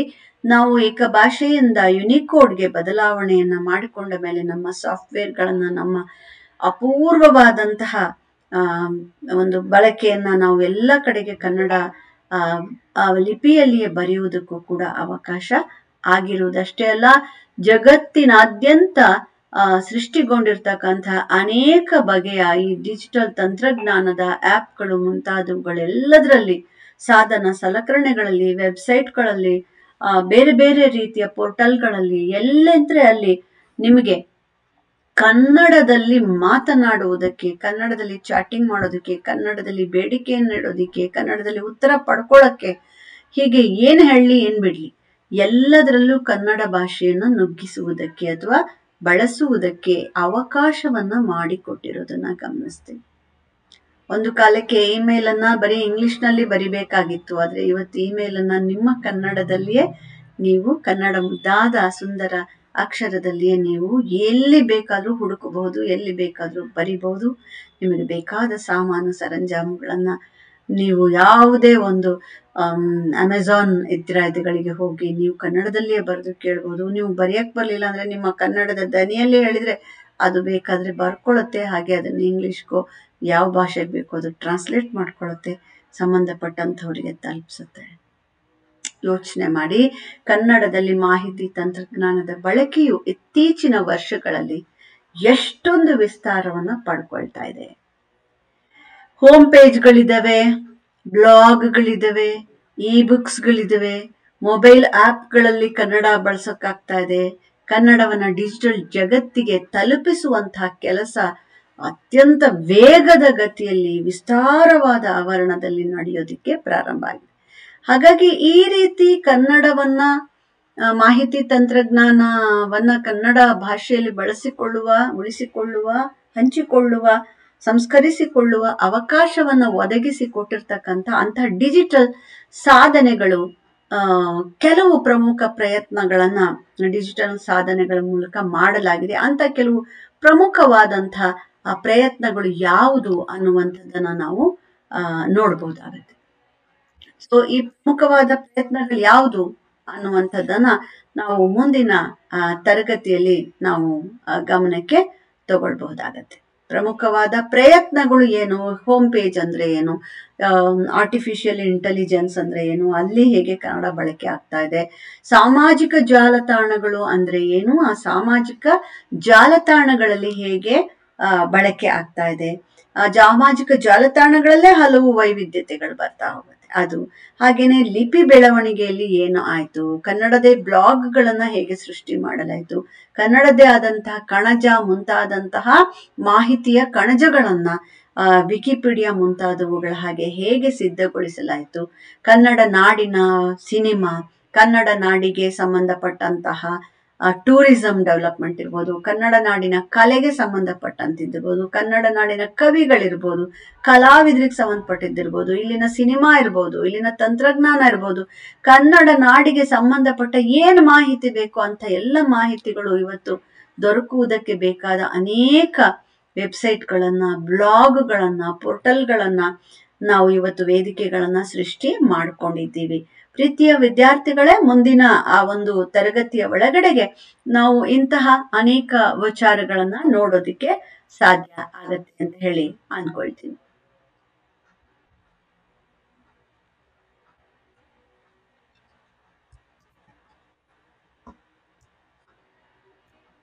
ಮುಂದಿನ ಪ್ರಮುಖ ಪ್ರಯತ್ನಗಳು ಯಾವುದು, ಅಂತಹ ಕ್ಷೇತ್ರಗಳು ಯಾವುದು ಅನ್ನುವುದನ್ನ ಮುಂದಿನ ಈ ತರಗತಿಯಲ್ಲಿ ನಾವು ನೋಡೋಣ. ಕನ್ನಡದ ಲಿಪಿ ಮತ್ತು ಫಾಂಟ್ ಗಳನ್ನ ತಯಾರು ಮಾಡಿಕೊಂಡಂಥದ್ದು ತುಂಬಾ ದೊಡ್ಡ ಪ್ರಮುಖ ಪ್ರಯತ್ನ. ಕನ್ನಡದ ವಿಭಿನ್ನ ಲಿಪಿಗಳ ನಿಖರವಾದಂತಹ ಒಂದು ಪ್ರದರ್ಶನಕ್ಕಾಗಿ ಅನೇಕ ಬಗೆಯ ಲಿಪಿಗಳಿಗೆ ನೋಡಿ, ಜಗತ್ತಿನಾದ್ಯಂತ ನಿಮಗೆ ಕೀಬೋರ್ಡ್ ಇರೋದು ಒಂದೇ ಇಂಗ್ಲಿಷ್ನ ಅಥವಾ ನಾವು ರೋಮನ್ ಲಿಪಿಗಳು ಅಂತ ಹೇಳ್ತೀವಿ. ಇಂಗ್ಲಿಷ್ ಭಾಷೆಯನ್ನ ಅದರಲ್ಲಿ ಬಡಿತಾ ಇದ್ದಂಥದ್ದು ಉಂಟು. ಆ ರೋಮನ್ ಲಿಪಿಗಳನ್ನ ಹೊರತುಪಡಿಸಿದ್ರೆ ಬೇರೆ ಜಗತ್ತಿನ ಲಿಪಿಗಳೆಲ್ಲವನ್ನ ಇವತ್ತು ಯುನಿಕೋಡ್ಗೆ ಅಳವಡಿಸಿಕೊಂಡ್ಬಿಟ್ರೆ ಆ ಎಲ್ಲ ಲಿಪಿಗಳನ್ನ ಬರೆಯೋದಕ್ಕೆ ಅವಕಾಶ ಆಗುತ್ತೆ. ಹಾಗೆ ಕನ್ನಡದ ವಿಭಿನ್ನ ಲಿಪಿಗಳ ನಿಖರವಾದ ಒಂದು ಪ್ರದರ್ಶನಕ್ಕಾಗಿ ಅಥವಾ ಬರವಣಿಗೆ ಕಣ್ಣಿಗೆ ಕಾಣಬೇಕು ನಿಮ್ಮ ಕಂಪ್ಯೂಟರ್ ಗಣಕ ತೆರೆಯ ಮೇಲೆ ಅಂತ ಅನ್ನೋದಾದ್ರೆ ಯುನಿಕೋಡ್ ನಂತಹ ತಂತ್ರಜ್ಞಾನಗಳು, ಹಾಗೆ ನಂದಿ ಅಂತ ಹೇಳಿ ಮತ್ತೆ ತುಂಬಿ ಅನ್ನುವಂತಹ ಅನೇಕ ಪ್ಲಾಟ್ಫಾರ್ಮ್ಗಳ ಫಾಂಟ್ಗಳನ್ನೆಲ್ಲ ಅಭಿವೃದ್ಧಿ ಪಡಿಸಲಾಗಿದೆ. ನಮಗೆ ಯುನಿಕೋಡ್ ತುಂಬಾ ಇಂಪಾರ್ಟೆಂಟ್. ಅದರಲ್ಲೂ ನಾನು ಹಿಂದೆ ತರಗತಿಯಲ್ಲಿ ನುಡಿ ಬಗೆಗೆ ನಿನ್ಗೆ ಹೇಳಿಕೊಟ್ಟಿದ್ದೇನೆ. ಅದು ಫ್ರೀ ಆದಂತಹ ಸರ್ಕಾರದಿಂದ ಒಪ್ಪಿತ ಪಡೆದಿರುವ, ಮಾನ್ಯತೆ ಪಡೆದಿರ್ತಕ್ಕಂತಹ 6.5 ಇತ್ಯಾದಿಗಳು 5ರ ನಂತರ, ನುಡಿ 5ರ ನಂತರ ಯುನಿಕೋಡ್ ವಿಶೇಷವಾಗಿ ಬಳಕೆ ಆಗ್ತಾ ಇದೆ. ಎಲ್ಲ ಭಾಷೆಗಳಲ್ಲಿ ಬಳಸೋದಿಕ್ಕೆ ಅವಕಾಶವನ್ನ ಮಾಡ್ತಾ ಇದೆ. ಕನ್ನಡ ಲಿಪಿಯಲ್ಲಿ ಯಾವ ಭಾಷೆಯನ್ನ ಬೇಕಾದ್ರೂ ಇವತ್ತು ನೀವು ಬರೆಯೋಕೆ ಅವಕಾಶ ಆಗುತ್ತೆ. ಹಾಗೇನೆ ಕನ್ನಡ ಆಪ್ಗಳ ಡೆವಲಪ್ಮೆಂಟ್ಗಳು, ಕನ್ನಡ ತಂತ್ರಾಂಶಗಳ ಒಂದು ಬೆಳವಣಿಗೆ ಆಗಿರೋದು ಎರಡನೆಯ ಬಹಳ ಮುಖ್ಯವಾದ ಪ್ರಯತ್ನ. ಕನ್ನಡ ಪತ್ರಿಕೆಗಳು ನ್ಯೂಸ್ ಆಪ್ಗಳನ್ನ ಮಾಡಿವೆ, ಕನ್ನಡ ಸಾಹಿತ್ಯದ ಆಪ್ಗಳು ಸಿದ್ಧವಾಗಿದೆ. ಹಾಗೆ ಡಿಜಿಟಲ್ ಪ್ಲಾಟ್ಫಾರ್ಮ್ಗಳು ಅಂತ ನಾವೇನನ್ನ ಕರಿತೇವೆ, ಮುಂದೆ ಅದನ್ನ ನಾನು ತಿಳಿಸ್ಕೊಡ್ತೀನಿ. ಡಿಜಿಟಲ್ ಪ್ಲಾಟ್ಫಾರ್ಮ್ಗಳು ಯಾವ್ಯಾವ್ದಿದೆ ಅನ್ನುವಂಥದ್ದನ್ನ, ಹಾಗೆ ಸಾರ್ವಜನಿಕರಿಗೆ ಕನ್ನಡವನ್ನ ಒಂದು ಸಮರ್ಥವಾಗಿ ಬಳಸಿಕೊಳ್ಳುವುದಕ್ಕೆ ಈ ಡಿಜಿಟಲ್ ಪ್ಲಾಟ್ಫಾರ್ಮ್ಗಳು ತುಂಬಾ ಸಹಾಯವನ್ನ ಮಾಡ್ತವೆ. ಹಾಗೇನೆ ಅನುವರ್ಣಿಕೆ ಅಥವಾ ಒಂದು ಸ್ಥಳೀಯಗೊಳಿಸೋದು ಅಂತ ಹೇಳಿ, ಯಾವುದೇ ಲೋಕಲೈಸೇಷನ್ ಅಂತ, ಈಗ ಗೂಗಲ್ ಅನ್ನೋದು ಎಲ್ಲ ಜಗತ್ತಿನಾದ್ಯಂತ ಬಳಕೆ ಆಗ್ತಾ ಇದೆ. ಅದನ್ನ ನಿಮ್ಗೆ ಮೈಕ್ರೋಸಾಫ್ಟ್ ಇರ್ಬೋದು, ಗೂಗಲ್ ಇರ್ಬೋದು, ಇವುಗಳ ಈ ಕಂಪನಿಗಳೇನ್ ಮಾಡಿದ್ವು ಅಂತಂದ್ರೆ ಕನ್ನಡ ಭಾಷೆಯನ್ನ ತಮ್ಮ ತಂತ್ರಜ್ಞಾನದಲ್ಲಿ ಬಳಸ್ಕೊಳ್ಳೋಕೆ ಅವು ಅವಕಾಶವನ್ನ ಮಾಡಿಕೊಟ್ರು. ಮೊದಲು ಅದಕ್ಕೆ ಅವಕಾಶಗಳು ಆಗ್ತಾ ಇರ್ಲಿಲ್ಲ ಅಂತದ್ರಲ್ಲಿ ಕನ್ನಡ ಭಾಷೆಯನ್ನ ಬಳಸ್ಕೊಳ್ಳೋದಕ್ಕೆ, ಅಂದ್ರೆ ಕನ್ನಡ ಅಂದ್ರೆ ಆ ಕನ್ನಡದಂತ ಈ ತರ ಲೋಕಲ್ ಲ್ಯಾಂಗ್ವೇಜ್ ಗಳನ್ನ ತಮ್ಮ ಒಂದು ತಂತ್ರಜ್ಞಾನದಲ್ಲಿ, ಇವಾಗ ಗೂಗಲ್ ಅನ್ನ ನೀವು ಕನ್ನಡದಲ್ಲಿಯೇ ನೋಡ್ಬೋದಲ್ವಾ. ನಿಮ್ಮ ತೆರೆಯ ಮೇಲೆ ಗೂಗಲ್ ಅನ್ನ ಬಳಸ್ಕೊಂಡು ನಿಮ್ಮ ತೆರೆಯ ಮೇಲೆ ನೀವು ಇಂಗ್ಲಿಷ್ ಬೇಕಾಗೇ ಇಲ್ಲ, ನಿಮ್ಗೆ ಕನ್ನಡದ ಮುಖಾಂತರವೇ ಹುಡುಕು ಅಂತ ಹೇಳುವಂಥದ್ದು ಅಲ್ವಾ, ಉಳಿಸು ಅಂತ ಹೇಳೋದು, ಇದೆಲ್ಲ ನೋಡಿದೀರಲ್ವಾ. ಹಾಗೆ ಏನ್ ಬೇಕಾದ್ರೂ ಮಾಡೋಕ್ ಅವಕಾಶ ಆಗತ್ತೆ. ಅದರಲ್ಲಿ ಮೈಕ್ರೋಸಾಫ್ಟ್ ಇರ್ಬೋದು, ಗೂಗಲ್ ಇರ್ಬೋದು, ಇಂತಹ ಕೆಲವು ಒಂದು ಆಪ್ಗಳನ್ನ ಇದನ್ನ ಸೃಷ್ಟಿ ಮಾಡಿದಂತಹ ತಂತ್ರಜ್ಞಾನ ಸೃಷ್ಟಿ ಮಾಡಿದಂತವುಗಳು ಕನ್ನಡ ಭಾಷೆಯನ್ನು ಕೂಡ ಬಳಸಿಕೊಳ್ಳುವುದಕ್ಕೆ ಅವಕಾಶವನ್ನ ನೀಡಿದೆ. ಇದ್ರ ಜೊತೆಗೆ ಇನ್ನೊಂದು ತುಂಬಾ ಮುಖ್ಯವಾದ ನಾಲ್ಕನೆಯ ಪ್ರಯತ್ನ, ಮೊದಲನೇದು ಲಿಪಿ ಮತ್ತೆ ಫಾಂಟ್ಗಳ ಸಿದ್ಧತೆ ಮಾಡ್ಕೊಂಡಿದ್ದು ನಾವು, ಎರಡನೇದಾಗಿ ಕನ್ನಡ ಆಪ್ಗಳನ್ನ ತಂತ್ರಾಂಶಗಳನ್ನ ಯುನಿಕೋಡ್ ನಲ್ಲಿ ಬಳಸೋದಿಕ್ಕೆ ಪ್ರಾರಂಭ ಮಾಡಿದ್ದು. ಮೊದಲೆಲ್ಲ ನಾವು ಏಕಭಾಷೆ ಅಲ್ವಾ, ಶ್ರೀಲಿಪಿ, ಪ್ರಜಾ, ಅದು ಇದು ಇಂಥವುಗಳೆಲ್ಲ ಏಕಭಾಷೆಯಲ್ಲಿ ಇತ್ತು ಬರಹ. ಅದ ನಂತರದಲ್ಲಿ ಅದು ನಾವಿವತ್ತು ಅದನ್ನ ಯುನಿಕೋಡ್ ಮಾಡ್ಕೊಂಡ್ವಿ. ಮೂರನೆಯದಾಗಿ ಈ ರೀತಿ ಒಂದು ಲೋಕಲೈಸೇಷನ್, ಗೂಗಲ್ ಮತ್ತೆ ಈ ಮೈಕ್ರೋಸಾಫ್ಟ್ ಇತ್ಯಾದಿಗಳು ಲೋಕಲ್ ಲ್ಯಾಂಗ್ವೇಜ್ ಗಳಿಗೆ ಅವಕಾಶ ಮಾಡಿಕೊಟ್ಟಿದ್ರಿಂದ ಕನ್ನಡಕ್ಕೂ ಕೂಡ ಅದು ತುಂಬಾ ದೊಡ್ಡ ಒಂದು ಪ್ರಯತ್ನವಾಗಿ ಕನ್ನಡ ಭಾಷೆಯನ್ನು ಅಳವಡಿಸಿದ್ವಿ. ಇವತ್ತು ನೀವು ನೋಡ್ಬೋದು, ನಿಮ್ಮ ಗೂಗಲ್ ನಲ್ಲಿ ಊರುಗಳ ಹೆಸರುಗಳೆಲ್ಲ ಕನ್ನಡದಲ್ಲಿ ಕಾಣಿಸುತ್ತೆ. ಗೂಗಲ್ ನಲ್ಲಿ ಕನ್ನಡ ಅಂತ ಹೇಳಿ ನೀವು ನೋಡ್ಬೋದು, ಹುಡುಕ್ಬಹುದು. ನಿಮ್ಮ ಮ್ಯಾಪ್, ಗೂಗಲ್ ಮ್ಯಾಪ್ ಅಲ್ಲಿ ಕೂಡ ನಿಮ್ಮ ಊರಿನ ಹೆಸರುಗಳನ್ನ, ನಿಮಗೆ ಬೇಕಾದ ಸ್ಥಳಗಳನ್ನ ಕನ್ನಡದಲ್ಲಿ ಅಲ್ಲಿ ಬರೆದಿರ್ತಕ್ಕಂಥದ್ದನ್ನು ನೀವು ನೋಡ್ತೀರಿ. ಹಾಗೇನೆ ನಾಲ್ಕನೆಯ ಬಹಳ ಮುಖ್ಯ ಮತ್ತೊಂದು ಪ್ರಯತ್ನ ಈ ಒಂದು ತಂತ್ರಜ್ಞಾನ ಕ್ಷೇತ್ರದಲ್ಲಿ ಆಗಿರುವುದು ಯಾವ್ದಪ್ಪ ಅಂದ್ರೆ ಕನ್ನಡ ವೆಬ್ಸೈಟ್ಗಳ ಸಿದ್ಧತೆ. ಕನ್ನಡದ ವೆಬ್ಸೈಟ್ಗಳು ನೋಡಿ, ಮೊದಲನೇದು ಲಿಪಿ ಆಯ್ತು, ಆಮೇಲೆ ಆಪ್ಗಳಾಯ್ತು, ಆಮೇಲೆ ಅವುಗಳನ್ನ ಸ್ಥಳೀಯಗೊಳಿಸಿಕೊಳ್ಳುವಂಥದ್ದಾಯ್ತು, ದೊಡ್ಡ ದೊಡ್ಡ ಗೂಗಲ್, ಮೈಕ್ರೋಸಾಫ್ಟ್. ನಾಲ್ಕನೇದಾಗಿ ಕನ್ನಡ ಕಲಿಕೆ, ಕನ್ನಡ ಸಾಹಿತ್ಯ, ಕನ್ನಡದ ತತ್ವಶಾಸ್ತ್ರಗಳಿಗೆ ಸಂಬಂಧಪಟ್ಟಂಗೆ, ಕರ್ನಾಟಕದ ಇತಿಹಾಸಕ್ಕೆ ಸಂಬಂಧಪಟ್ಟ ಹಾಗೆ ಈ ತರಹ ಕನ್ನಡ ನಾಡಿನ ಸಕಲಿಷ್ಟ ಮಾಹಿತಿಗಳನ್ನು ತಿಳಿಸಿಕೊಡುವುದಕ್ಕೆ ಅಪಾರವಾದಂಥ ವೆಬ್ಸೈಟ್ಗಳು. ಒಂದೊಂದು ಕರ್ನಾಟಕದಲ್ಲಿ ಇರ್ತಕ್ಕಂಥ ನೋಡಿ, ಜಾನಪದ ಅಕಾಡೆಮಿ ಇರ್ಬೋದು, ಕನ್ನಡ ಅಕಾಡೆಮಿ ಇರ್ಬೋದು, ಕನ್ನಡ ಸಂಸ್ಕೃತಿ ಇಲಾಖೆ ಇರ್ಬೋದು, ಇನ್ನೊಂದು ಪ್ರತಿಷ್ಠಾನಗಳಿರ್ಬೋದು, ಪರಿಷತ್ತುಗಳಿರ್ಬೋದು, ಕರ್ನಾಟಕದ ಟೂರಿಸಂ ಡಿಪಾರ್ಟ್ಮೆಂಟ್ಗಳಿರ್ಬೋದು, ಎಜುಕೇಶನ್ ಡಿಪಾರ್ಟ್ಮೆಂಟ್, ಪ್ರತಿಯೊಂದು ವಿಭಾಗಗಳು ಕೂಡ ತಮ್ಮ ತಮ್ಮ ಕ್ಷೇತ್ರದ ಮಾಹಿತಿಯನ್ನ ಇವತ್ತು ತಮ್ಮದೇ ವೆಬ್ಸೈಟ್ಗಳು, ಒಂದೊಂದು ಕಾಲೇಜ್, ಒಂದೊಂದು ಶಾಲೆ ಕೂಡ ತಮ್ಮ ವೆಬ್ಸೈಟ್ ಹಾಕೊಂಡಿದೆ, ಒಂದೊಂದು ಸಂಘ ಸಂಸ್ಥೆ ಕೂಡ ತಮ್ಮದೇ ಆದ ಒಂದು ವೆಬ್ಸೈಟ್ ಅನ್ನ ಸಿದ್ಧ ಮಾಡ್ಕೊಳ್ತಾರೆ, ಅಲ್ಲಿ ತಮ್ಮ ಮಾಹಿತಿಯನ್ನ ತುಂಬ್ತಾರೆ. ಹೀಗೆ ಒಬ್ಬ ಇಂಡಿವಿಜುವಲ್ ತನ್ನದೇ ಆದಂತಹ ಒಂದು ವೆಬ್ಸೈಟ್ ಅನ್ನ ಪ್ರಾರಂಭ ಮಾಡ್ಕೊಳ್ಬಹುದು. ಹಾಗೇನೆ ಒಂದು ಸಂಸ್ಥೆ ಇರ್ಬೋದು, ಒಂದು ದೊಡ್ಡ ಜಿಲ್ಲೆ ಇರ್ಬೋದು, ರಾಜ್ಯ ಇರ್ಬೋದು, ರಾಷ್ಟ್ರ, ಒಟ್ಟಲ್ಲಿ ಈ ರೀತಿಯ ವೆಬ್ಸೈಟ್ಗಳು ಹಲವು ಮಾಹಿತಿ ಕೊಡುವುದಕ್ಕೆ ಸಿದ್ಧ ಮಾಡಿಕೊಂಡಿರ್ತಕ್ಕಂಥದ್ದು ಇಂತಹ ನೂರಾರು ಕನ್ನಡದ ವೆಬ್ಸೈಟ್ಗಳಿದೆ. ಇದರಲ್ಲಿ ಕನ್ನಡ ಕಲಿಕೆಗೆ ಬೇಕಾದಂಥ ವೆಬ್ಸೈಟ್ಗಳು, ಕನ್ನಡ ಸಾಹಿತ್ಯಕ್ಕೆ ನಿರ್ದಿಷ್ಟವಾಗಿರುವುದು, ಕನ್ನಡದ ಸಿನಿಮಾಗಳಿಗೆ ನಿರ್ದಿಷ್ಟವಾಗಿರುವಂಥದ್ದಿರ್ಬೋದು. ನಾನು ಆಗ್ಲೇ ಹೇಳಿದ್, ಕರ್ನಾಟಕಕ್ಕೆ ಸಂಬಂಧಪಟ್ಟಂತಹ ಎಲ್ಲಾ ತರಹದ ಮಾಹಿತಿಗೆ ನಿಮ್ಗೆ ವೆಬ್ಸೈಟ್ಗಳು ಸಿಗತ್ವೆ. ಜೊತೆಗೆ ಬ್ಲಾಗ್ಗಳು, ಈ ಬ್ಲಾಗ್ ಸಾಮಾನ್ಯವಾಗಿ ಇಂಡಿವಿಜುವಲ್ ಬ್ಲಾಗ್ಸ್ಗಳು ಜಾಸ್ತಿ. ಇದರಲ್ಲಿ ಮಹಿಳೆಯರು ಮತ್ತೆ ಪುರುಷರು, ಕೆಲವು ಸತಿ ಈ ಬ್ಲಾಗ್ಗಳನ್ನೇ ವಿಶೇಷವಾಗಿ ನಾವು ಮುಂದೆ ಅಧ್ಯಯನವನ್ನ ಮಾಡ್ತೀವಿ. ಹಾಗಾಗಿ ಇಲ್ಲಿ ಹೆಚ್ಚು ನಾನು ಹೇಳಕ್ ಹೋಗಲ್ಲ. ಬ್ಲಾಗ್ಗಳು ನಮ್ಮ ನಮ್ಮ ವಿಚಾರಗಳನ್ನ ಮತ್ತೊಬ್ಬರಿಗೆ ತಿಳಿಸೋದಿಕ್ಕೆ ನಮ್ಮ ಬ್ಲಾಗ್ ಅನ್ನ ಬಳಸ್ತಕ್ಕಂಥವರಿಗೆ ಎಲ್ಲ ಮಾಹಿತಿಯನ್ನ ಕೊಡುವುದಕ್ಕಾಗಿ ಸ್ವ ಆಸಕ್ತಿಯಿಂದ ಸೃಷ್ಟಿಗೊಂಡಂತಹ ಬ್ಲಾಗುಗಳು. ಯಾಕೆ ಬ್ಲಾಗುಗಳು ಸೃಷ್ಟಿಯಾಗ್ತವೆ? ಅವು ಕೊನೆಯಕ್ಕೆ ಮುಂದುವರಿಸದಲ್ಲೇ ಹೇಗೆ ಹೋಗುತ್ತವೆ? ಅದರಲ್ಲಿ ಸಾಂಸ್ಕೃತಿಕ ಬ್ಲಾಗ್ಗಳಿರ್ಬೋದು, ಅಡಿಗೆಗೆ ಸಂಬಂಧಪಟ್ಟಂತದ್ದಿರ್ಬೋದು, ಆ ಭಾಷೆಗೆ ಸಂಬಂಧಪಟ್ಟದ್ದಿರ್ಬೋದು, ಕವಿತಾ ರಚನೆ, ಹೀಗೆ ಅದರ ವೈವಿಧ್ಯಮಯವಾಗಿದೆ. ಇಂಥ ಬ್ಲಾಗ್ಗಳು ಕನ್ನಡದಲ್ಲಿ ಅಪಾರವಾಗಿ ಇದೆ. ಅದರ ಬಗೆಗೆ ಅಧ್ಯಯನವನ್ನು ಕೂಡ ಈಗಾಗಲೇ ನಮ್ಮ ವಿದ್ಯಾರ್ಥಿನಿಯ ಕೈಯಲ್ಲಿ ನಾನು ಮಾಡಿಸಿದ್ದೇನೆ. ಮತ್ತೆ ಈ ಬ್ಲಾಗ್ ಅಲ್ದಲೆ ಕನ್ನಡದ ಡಿಜಿಟಲ್ ಸಂಪತ್ತು ಅಂತ ಹೇಳ್ತೀವಿ ನಾವು, ಈ ರಿಸೋರ್ಸ್ ಅಂತ ಹೇಳಿ. ಈ ಡಿಜಿಟಲ್ ಸಂಪತ್ತು, ಮಾಹಿತಿ, ಬೇಕಾದ ವಿಚಾರಗಳನ್ನ, ಬೇಕಾದ ಹಳೆಯ ಹಳೆಯ ಹಳೆಯ ಪುಸ್ತಕಗಳು ಇವತ್ತು ನಿಮ್ಮ ಕೈಗೆ ಸಿಗೋದೇ ಇಲ್ಲ ಅಂತಹ ಪುಸ್ತಕಗಳಿರ್ಬೋದು, ಅಪಾರವಾದ ಸ್ಥಳೀಯ ಜ್ಞಾನವನ್ನ ಒಳಗೊಂಡ ಮಾಹಿತಿಗಳಿದ್ದಿರೋದು, ಮಾಹಿತಿ ಕಣಜ ಅಂತ ಕರಿತೀವಿ.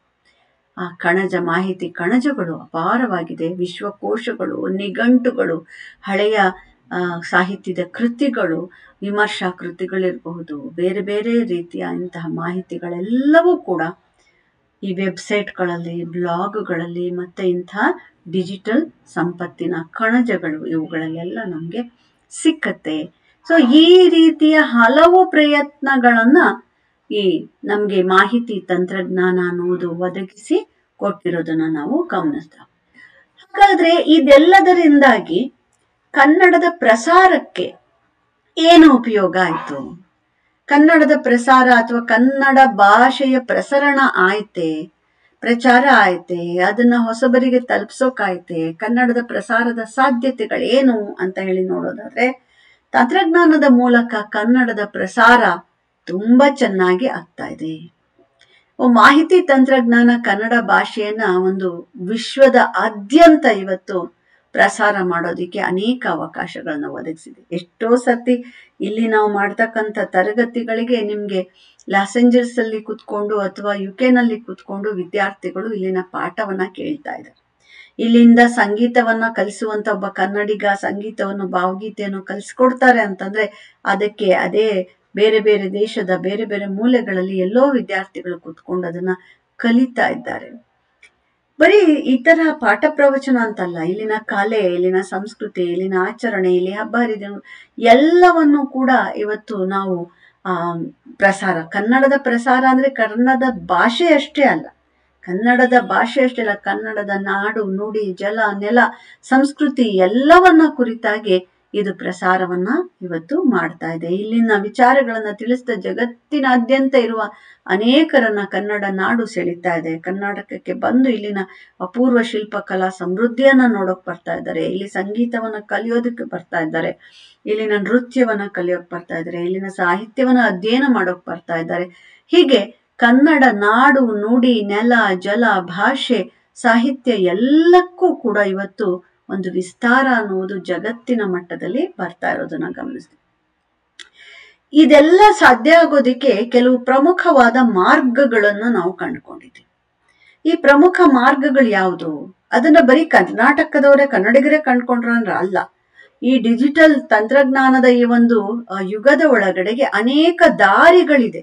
ಒಂದು ಭಾಷೆ, ಒಂದು ನಾಡು ತನ್ನ ವಿಚಾರಗಳನ್ನ ಪ್ರಪಂಚದಾದ್ಯಂತ ಹಬ್ಬಿಸುವುದಕ್ಕೆ, ತನ್ನ ಭಾಷೆಯನ್ನ ಎಲ್ಲ ಕಡೆಗೆ ಪ್ರಸಾರಣ ಮಾಡೋದಿಕ್ಕೆ, ತನ್ನ ಸಂಸ್ಕೃತಿಯನ್ನ, ಸಾಹಿತ್ಯವನ್ನ ತಿಳಿಸ್ಕೊಡೋದಿಕ್ಕೆ ಹಲವು ದಾರಿಗಳನ್ನ ಈ ಒಂದು ಮಾಹಿತಿ ತಂತ್ರಜ್ಞಾನ ಒದಗಿಸಿ ಕೊಡುತ್ತೆ.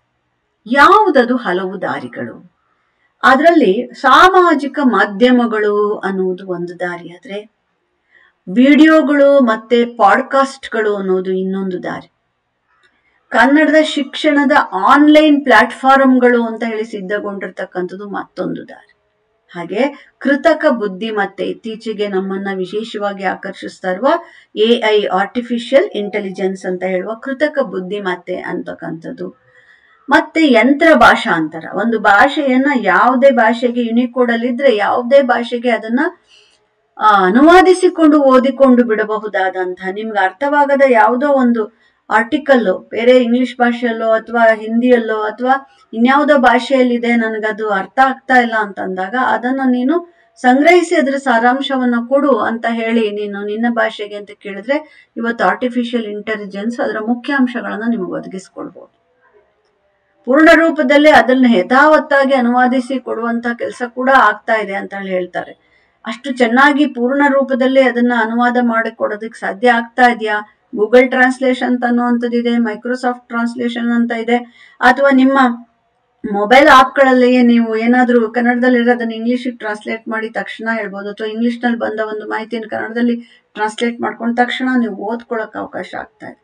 ಹೀಗೆ ಆರ್ಟಿಫಿಷಿಯಲ್ ಇಂಟೆಲಿಜೆನ್ಸ್ ಅನ್ನುವಂಥದ್ದು ಯಂತ್ರದ ಭಾಷಾಂತರ, ಅದರಲ್ಲಿ ಅನೇಕ ತರಹ ಭಾಷಾಂತರ ಇದೆ. ಅದ್ರ ಮುಂದೆ ನಾನು ನಿಮ್ಗೆ ಒಂದೊಂದನ್ನು ಈ ಸಾಮಾಜಿಕ ಮಾಧ್ಯಮಗಳನ್ನ, ವಿಡಿಯೋ ಮತ್ತು ಪಾಡ್ಕಾಸ್ಟ್ಗಳು ಏನು, ಹಾಗೇನೆ ಕನ್ನಡ ಶಿಕ್ಷಣದ ಆನ್ಲೈನ್ ಪ್ಲಾಟ್ಫಾರ್ಮ್ಗಳು ಯಾವ್ಯಾವುದು, ಕೃತಕ ಬುದ್ಧಿಮತ್ತೆಯಿಂದ ಏನೇನ್ ಆಗ್ತಾ ಇದೆ ಅನ್ನುವಂಥದ್ದನ್ನೆಲ್ಲ ಮತ್ತೆ ವಿಸ್ತಾರವಾಗಿ ನಾನು ನಿಮ್ಗೆ ತಿಳಿಸಿಕೊಡ್ತೇನೆ. ಸೊ ಹೀಗಾಗಿ ಈ ರೀತಿ ಈ ಸಾಮಾಜಿಕ ಮಾಧ್ಯಮ, ವಿಡಿಯೋ ಮತ್ತು ಪಾಡ್ಕಾಸ್ಟ್ಗಳು, ಕನ್ನಡದ ಶಿಕ್ಷಣದ ಆನ್ಲೈನ್ ಪ್ಲಾಟ್ಫಾರ್ಮ್ಗಳು, ಹಾಗೆ ಕನ್ನಡದ ಬುದ್ಧಿಮತ್ತೆ, ಆರ್ಟಿಫಿಷಿಯಲ್ ಇಂಟೆಲಿಜೆನ್ಸ್ ಮತ್ತು ಯಂತ್ರ ಭಾಷಾಂತರಗಳು, ಮತ್ತೆ ಡಿಜಿಟಲ್ ಸಾಹಿತ್ಯ. ಇವತ್ತು ಈ ಕಲಿಕೆ ಅನ್ನುವಂತಹ ಒಂದು ಮೇಜರ್ ಆದ ಚಾಪ್ಟರ್ ನಿಮ್ಗಿದೆ. ಈ ಕಲಿಕೆ ಅಂದ್ರೆ ಏನು, ಈ ಕಲಿಕೆಗೆ ಸಹಾಯಕವಾಗ್ತಕ್ಕಂತಹ ಈ ಡಿಜಿಟಲ್ ಸಾಹಿತ್ಯ ಅಥವಾ ಈ ಪುಸ್ತಕಗಳು, ಈ ಮ್ಯಾಗಝೈನ್ಗಳು ಇತ್ಯಾದಿ ಇವುಗಳೆಲ್ಲದರ ಬಗೆಗೆ ನಾನು ಮುಂದಿನ ತರಗತಿಯಲ್ಲಿ ನಿಮ್ಗೆ ಮತ್ತಷ್ಟು ಬೇರೆ ಬೇರೆ ಚಾಪ್ಟರ್ಗಳಲ್ಲಿ ಅದನ್ನ ವಿಸ್ತಾರವಾಗಿ ನಾವು ಚರ್ಚೆ ಮಾಡೋಕೆ ಅವಕಾಶ ಇದೆ. ಸೊ ಈ ಕನ್ನಡದ ಪ್ರಸಾರದ ಸಾಧ್ಯತೆಗಳು ಹೀಗೆ ಹಲವು ದಾರಿಗಳನ್ನ ಕಂಡುಕೊಂಡು ಕನ್ನಡ ಅನ್ನುವಂಥದ್ದನ್ನ ಅಪೂರ್ವವಾಗಿ ಜಗತ್ತಿನಾದ್ಯಂತ ಪ್ರಸರಣ ಮಾಡ್ತಾ ಇದೆ ಅಂತ ಹೇಳಿ ಈ ಮುಖ್ಯ ಮಾರ್ಗಗಳನ್ನ ಸಾಮಾಜಿಕ ಮಾಧ್ಯಮಗಳು ಅಂತ ಹೇಳಿದೆ ನಾನು. ಸುಮ್ಮನೆ ಹಾಗಂದ್ರೆ ಏನು ಅಂತ ಒಂಚೂರು ಪರಿಚಯನಷ್ಟೇ ಮಾಡ್ಕೊಡೋಣ ಅಂತ. ಸಾಮಾಜಿಕ ಮಾಧ್ಯಮಗಳಲ್ಲಿ ಫೇಸ್ಬುಕ್ ನಿಮ್ಗೆ ಗೊತ್ತು, ಟ್ವಿಟ್ಟರ್ ಗೊತ್ತು, ಇನ್ಸ್ಟಾಗ್ರಾಮ್ ಗೊತ್ತು, ಇತ್ಯಾದಿ ಪ್ಲಾಟ್ಫಾರ್ಮ್ಗಳು ಉದ್ದಕ್ಕೆ ಅದನ್ನೇ ನಾವು ಸೆಪರೇಟ್ ನೋಡೋಣಂತೆ. ಇಂಥವುಗಳಲ್ಲಿ ಕನ್ನಡದ ಲೇಖನ ಬರಿಬಹುದು, ನಿಮ್ಮ ಚಿತ್ರಗಳನ್ನ ಹಾಕೊಳ್ಬಹುದು, ನೀವು ಬೇಕಾದ ಕವಿತೆಯನ್ನ ಬರೆದು ಹಾಕೊಳ್ಬಹುದು, ಕಾವ್ಯಗಳನ್ನ ಬರಿಬಹುದು, ನಿಮ್ದೇ ಆದಂತಹ ಚಿಕ್ಕ ಚಿಕ್ಕ ವಿಡಿಯೋಗಳನ್ನ ಮಾಡ್ಬೋದು, ಹಂಚ್ಕೋಬಹುದು. ನಿಮ್ಗೆ ಗೊತ್ತಿದೆ ಫೇಸ್ಬುಕ್ ಅಲ್ಲಿ ಏನೇನ್ ಮಾಡ್ಬೋದು, ಟ್ವಿಟ್ಟರ್ ಅಲ್ಲಿ ಏನ್ ಮಾಡ್ಬೋದು, ಇನ್ಸ್ಟಾಗ್ರಾಮ್ ಏನಾಗ್ತಾ ಇದೆ ಇವತ್ತು. ನಿಮ್ಮದೇ ಆದ ಇನ್ಸ್ಟಾಗ್ರಾಮ್ ಪೇಜ್ಗಳನ್ನ ಸಿದ್ಧ ಮಾಡ್ಕೊಂಡು ಎಲ್ಲೆಲ್ಲಿ ಇದ್ದೀರಿ, ನೀವು ಏನೇನು ಮಾಡ್ತಿದ್ದೀರಿ, ಬೇಕಾದ್ದು ಬೇಡದ್ದು ಎಲ್ಲಾ ಮಾಹಿತಿಗಳು ಇವತ್ತು ಈ ಸಾಮಾಜಿಕ ಜಾಲತಾಣಗಳಲ್ಲಿ ನಿಮ್ಗೆ ಸಿಗ್ತಾ ಇದೆ. ಸಾಮಾಜಿಕ ಜಾಲತಾಣಗಳ ವಿಚಾರಗಳಿಗೆ ಬಂದ್ರೆ ಅದನ್ನ ಒಂದು ತರಗತಿಯಲ್ಲಿ ಹೇಳಿ ಮುಗಿಸೋಕೆ ಸಾಧ್ಯ ಇಲ್ಲ. ನಿಮಗೆ ಬೇಕಾದಷ್ಟು ವಿಚಾರಗಳು ಗೊತ್ತಿದೆ. ಇನ್ನು ವಿಡಿಯೋ ಮತ್ತೆ ಪಾಡ್ಕಾಸ್ಟ್ಗಳು ಏನು ಅಂತಂದಾಗ ಯೂಟ್ಯೂಬ್ಗಳಿರಬಹುದು, ಸಾಮಾಜಿಕ ಜಾಲತಾಣದಲ್ಲಿ ಯೂಟ್ಯೂಬ್ಗಳು, ಬ್ಲಾಗ್ ಇದೆಲ್ಲ ಬರುತ್ತೆ. ಮತ್ತೆ ಇನ್ನೊಂದು ತುಂಬಾ ಇಂಪಾರ್ಟೆಂಟ್, ಯೂಟ್ಯೂಬ್ ಜೊತೆಗೇನೆ ನಿಮ್ಗೆ ಸ್ಪಾಟಿಫೈ ಸ್ಪಾಟಿಫೈ ಅನ್ನುವಂಥದ್ದು ಅದು ಕೂಡ ಒಂದು ಡಿಜಿಟಲ್ ಪ್ಲಾಟ್ಫಾರ್ಮ್ ಆಗಿದೆ. ಕನ್ನಡದ ಕಂಟೆಂಟ್ಗಳನ್ನ, ಕನ್ನಡದಲ್ಲಿ ಅಧ್ಯಯನದ ಸಾಮಗ್ರಿಗಳು ಅಂತ ನಾವೇನ್ ಹೇಳ್ತೀವಿ, ವಿಷಯ ಆಧಾರಿತ ಅಧ್ಯಯನ ಸಾಮಗ್ರಿಗಳು ಇತ್ಯಾದಿಗಳನ್ನೆಲ್ಲ ನಿಮ್ಗೆ ಅಪ್ಲೋಡ್ ಮಾಡೋದಿಕ್ಕೆ ಅವಕಾಶ ಇದೆ. ಹಾಗೇನೆ ಕನ್ನಡದ ಶಿಕ್ಷಣದ ಆನ್ಲೈನ್ ಪ್ಲಾಟ್ಫಾರ್ಮ್ಗಳಲ್ಲಿ ನಿಮ್ಗೆ ಬೇಕಾದಷ್ಟು ಪ್ಲಾಟ್ಫಾರ್ಮ್ಸ್ ಇದಾವೆ. ಕನ್ನಡವನ್ನ ಕಲಿಸೋದಿಕ್ಕೆ ಖಾನ್ ಅಕಾಡೆಮಿ ಅಂತ ಹೇಳಿ ಒಂದೇ ಬರುತ್ತೆ. ಇದು ನಿಮ್ಗೆ ಹೈಸ್ಕೂಲ್ ವಿದ್ಯಾರ್ಥಿಗಳಿಗೆ ಗಣಿತ ಮತ್ತೆ ವಿಜ್ಞಾನ ಕಲಿಸ್ಕೊಳ್ಳೋದಿತ್ತು.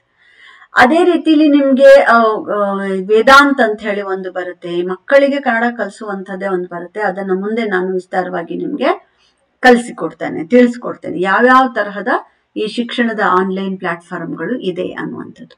ಹಾಗೇನೆ ಕೃತಕ ಬುದ್ಧಿಮತ್ತೆ AI ನಲ್ಲಿ ಬಂದಾಗ ಅದರೊಳಗಡೆಗೆ ಭಾಷಾಂತರ ಮಾಡಿಕೊಳ್ಳುವುದಷ್ಟೇ ಅಲ್ಲದೆ ಧ್ವನಿ ಧ್ವನಿ ಒಂದು ಗುರುತಿಸುವಂಥದ್ದು. ನೀವು ಹೇಳಿದಂತ ಮಾತುಗಳನ್ನ ಹೇಳಿ, ಇವಾಗ ನೀವು ಬರೆಯಕ್ಕೆ ಬರ್ದಲೇ ಇರೋರು ಒಂದು ಆಂಡ್ರಾಯ್ಡ್ ಫೋನ್ ಇಟ್ಕೊಂಡು ತಾವೇನು ಹುಡುಕ್ಬೇಕು ಅಂದ್ರೆ ಅದ್ರ ಹೆಸರು ಹೇಳಿದ ತಕ್ಷಣ ಅದು ಹುಡುಕಿ ಕೊಡುತ್ತಲ್ವಾ, ಧ್ವನಿ ಗುರುತಿಸುತ್ತಲ್ವಾ. ನಿಮ್ಗೆ ಅಲೆಕ್ಸಾ ಅಥವಾ ಗೂಗಲ್ ಅಂತ ಕೇಳ್ಬಿಟ್ಟು ಇದನ್ ಮಾಡು ಅಂತಂದ್ರೆ ಅದು ಬರ್ಕೊಂಡು ಹುಡುಕತ್ತೆ.